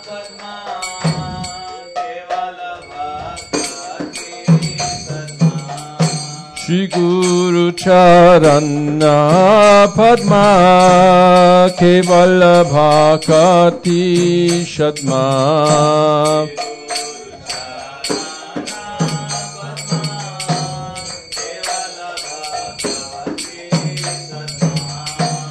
Bando mui savadhana mate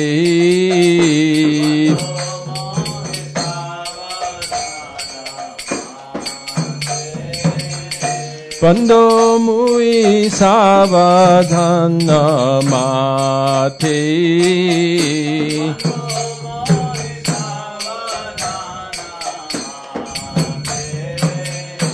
Jahara prasade bhai bhavatoriyaya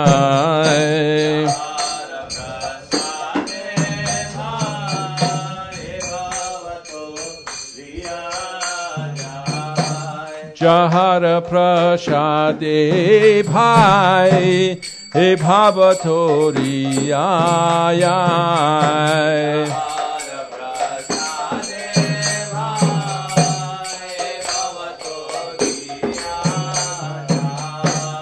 Krishna prapti hoy jaha hoite.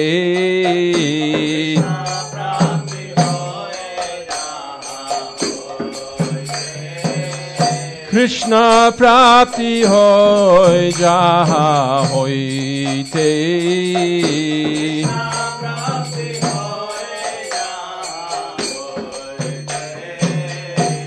Guru mukha padma bhakya chitete koriya kya.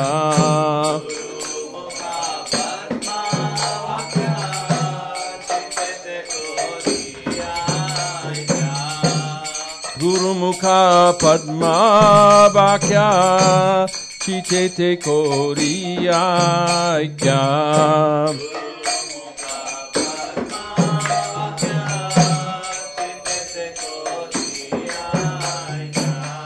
Arana kori ho mane asha.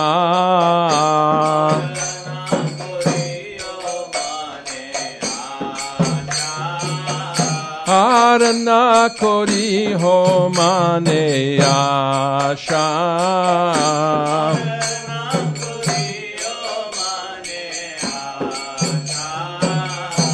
Shri Guru charane rati eshe uttama gati.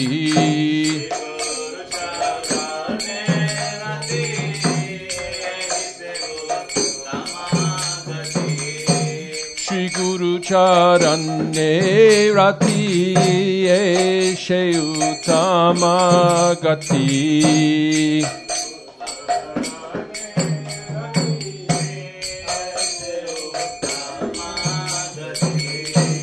Je prashade pure sarva asha.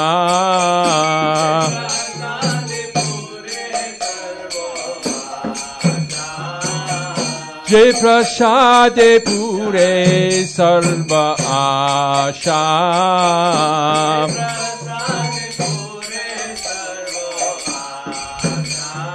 Chakudano dilo je janme janme Prabhu she. Chakudano dilo je janme janme Prabhu she. Divya gyan hriday prakashito.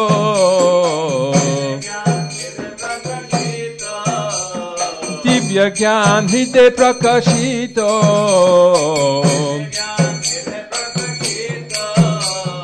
Prema bhakti jaha hoite avidya vinashayate. Prema bhakti jaha hoite avidya vinashayate. Vedega jahara charito.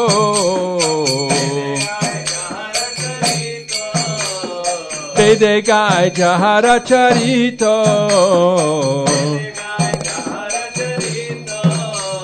Shri Guru Karuna Sindhu Adhama Janara Bandhu. Shri Guru Karuna Sindhu Adhama Janara Bandhu. Lokanath Lokera Jivana.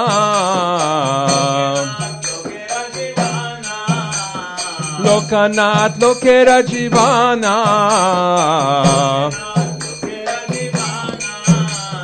Ha ha Prabhu Koro Doya Deho More Pada Chaya.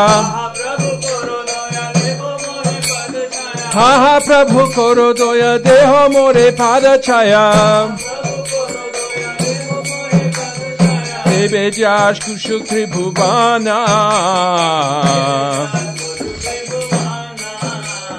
Ebe Jash Kushukri Bhuvana. Ha ha Prabhu Koro Doya Deho More Pada Chaya.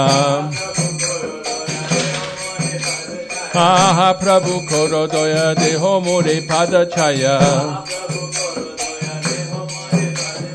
Prabhupada Patita Pavana. Prabhupada Patita Pavana. Prabhupada, Prabhupada, Prabhupada, Prabhupada.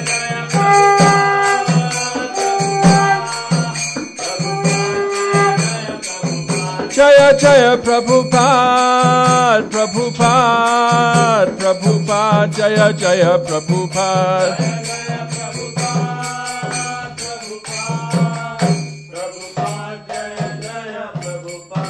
Nama Om Vishnu Padaya Krishna Preshtaya Bhutale Srimate Bhakti Vedanta Swami Iti Namine.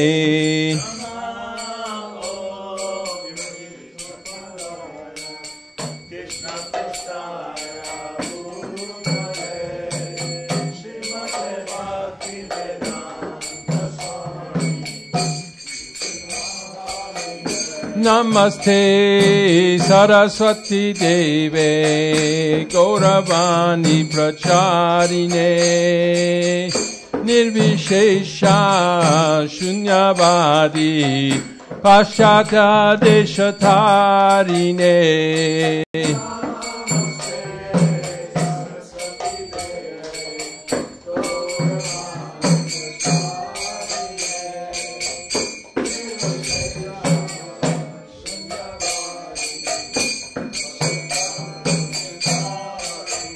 Jaya Shri Krishna Chaitanya Prabhu Nityananda Shri Advaita Gadadhar Shivasadi Gaur Bhakta Vrinda.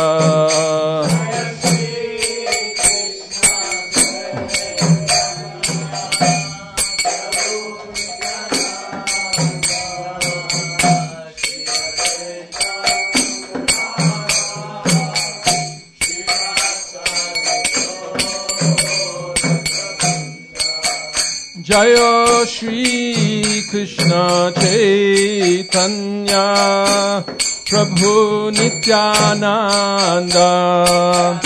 Shri Advaita Gadadhar Shivasadi Gaur Bhakta Vrinda.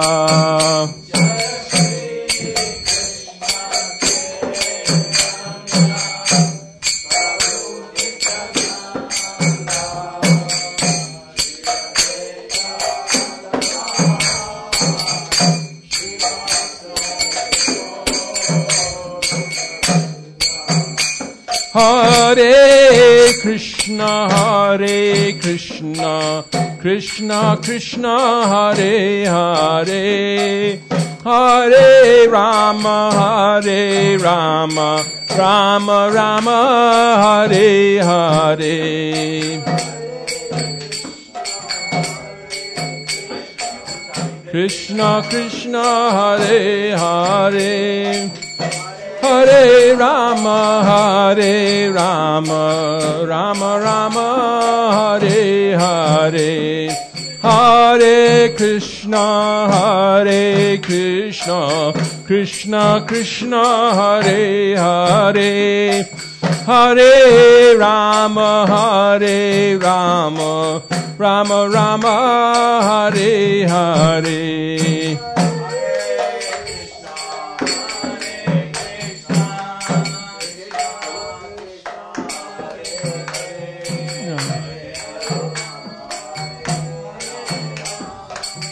Rama Rama, Hare Hare, Hare Krishna, Krishna Krishna, Hare Hare, Hare Rama, Rama Rama, Hare Hare, Hare Krishna,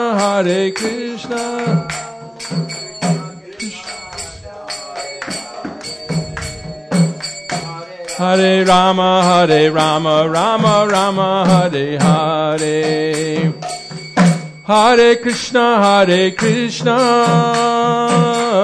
Krishna Krishna, Hare Hare, Hare Rama, Hare Rama, Rama Rama, Hare Hare.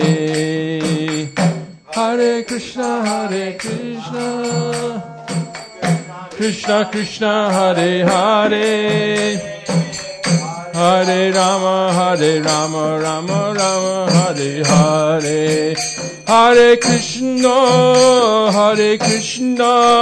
Krishna Krishna, Hare Hare. Hare Rama, Rama Rama, Hare Hare.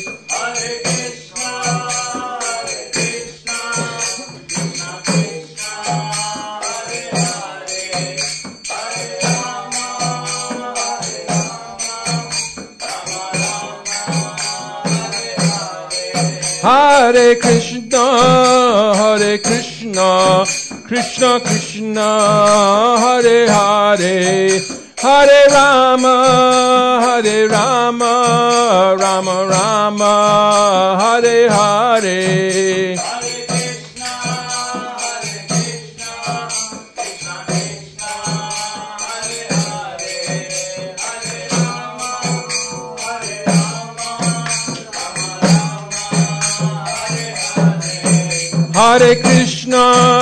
Hare Krishna, Krishna Krishna, Hare Hare. Hare Rama, Rama Rama, Hare Hare.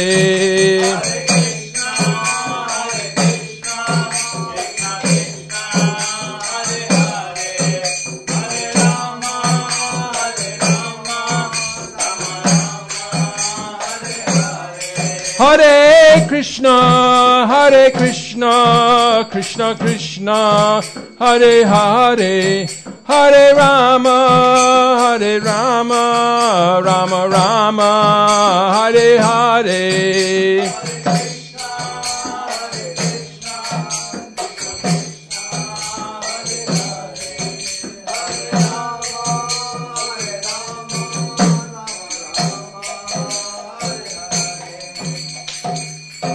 Jai Om Vishnu Pada Paramahansa Pri Rajakacharya Stutara Sattashri Srimad His Divine Grace A.C. Bhaktivedanta Goswami Swami Maharaj Prabhupada Ki Jai. Jai Om Vishnu Pada Paramahansa Pri Rajakacharya Stutara Sattashri Srimad His Divine Grace Bhakti Siddhanta Saraswati Goswami Maharaj Prabhupada Ki Jai.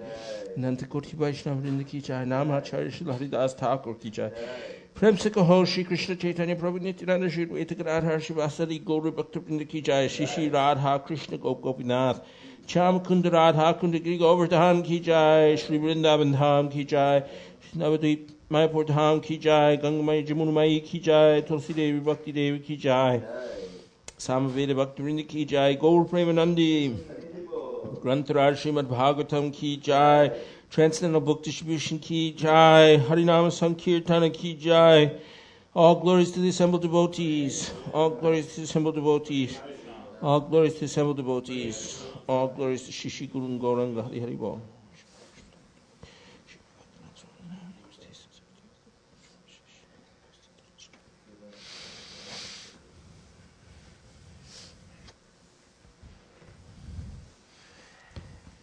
Lotus feet of our spiritual master, the only way by which we can obtain pure devotional service.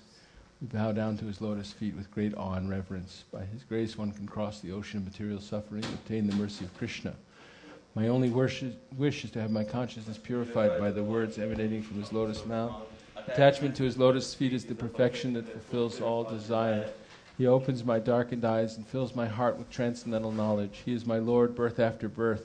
From him ecstatic prema emanates. By him ignorance is destroyed. The Vedic scriptures sing of his character. Our spiritual master is the ocean of mercy, the friend of the poor, and the Lord and master of the devotees. O Master, please be merciful unto us. Give us the shade of your lotus feet, your famous spread all over the three worlds. We take shelter of your lotus feet. Jai Shri Prabhupada. Are there any announcements? We're very happy to have Brigupati Prabhu and what's your good name? Prema Sankirtan Das. Visiting Hari Hari Bol. Visiting from Southern California and traveling all over, distributing Prabhupada's books, giving the mercy to the conditioned souls. Hare Krishna. Yes. All glories to your service. So we will have the prasadam prayer and the nectarine verses and distribute prasadam.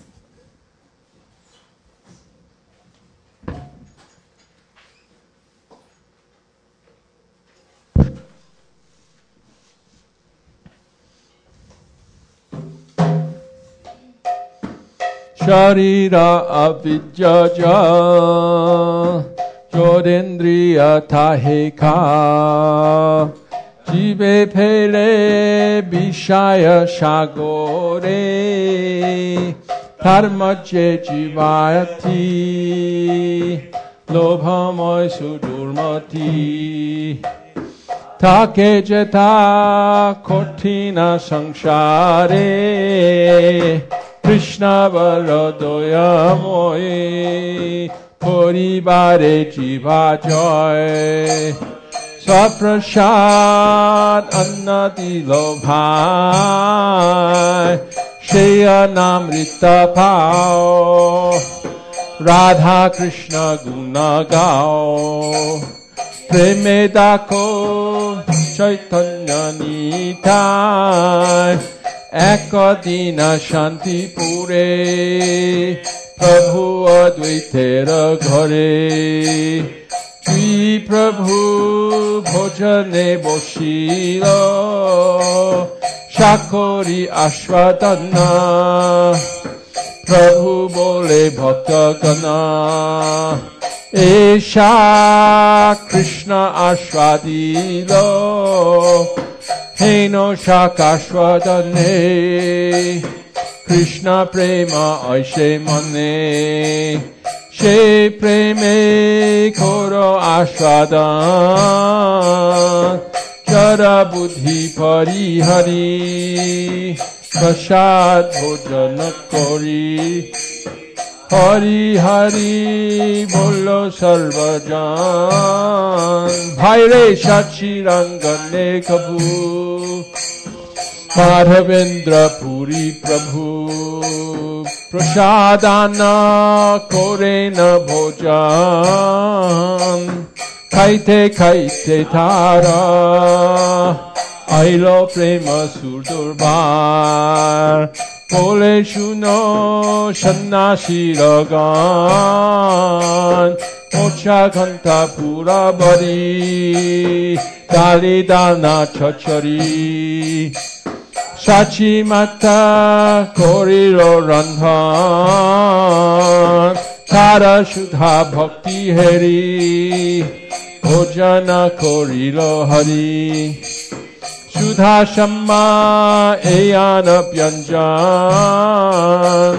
Joge Jogi Pai Jaha Bhogeya Chabetaha Hari Boli Khao Shabe Bhai Krishnera Prasadana Trijagat Kore Dhanna Tripurari Nache Jahapai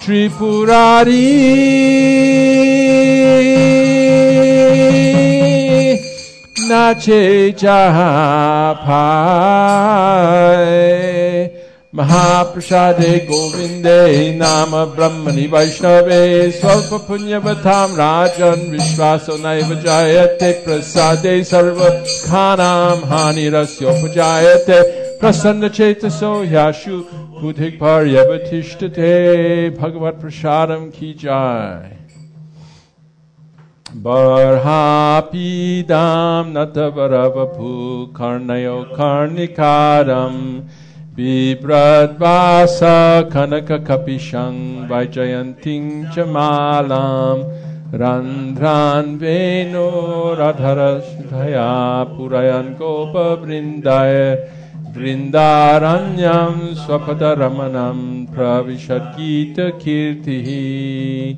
Tavakatamritam Tapta Jivanam Kaviviriditam Karma Shapaham Shravana Mangalam Srimad Athatam bhuvi grinanti ye bhurida janaha Krishna Kirtana Gananatana Kala Patho Jani Vratita Sadbhakta Valihangsa Chakra Madhupa Shreni Viharaspadam Karnanandi Kaladvanir Vahatu Me Shivamaru Prangane Shri Chaitanya Dayanidhe Tavalasa Leela Sudha Swardhuni Helo Dhunita Kedaya Vishadaya Pronmiladamodaya Shamyat Chashtra Vivadaya Rasadaya Chitarpiton Madaya Shashvat Bhakti Vinodaya Samadaya Madhurya Maryadaya Shri Chaitanya Dayanidhe Tavadaya Puyadamandodaya.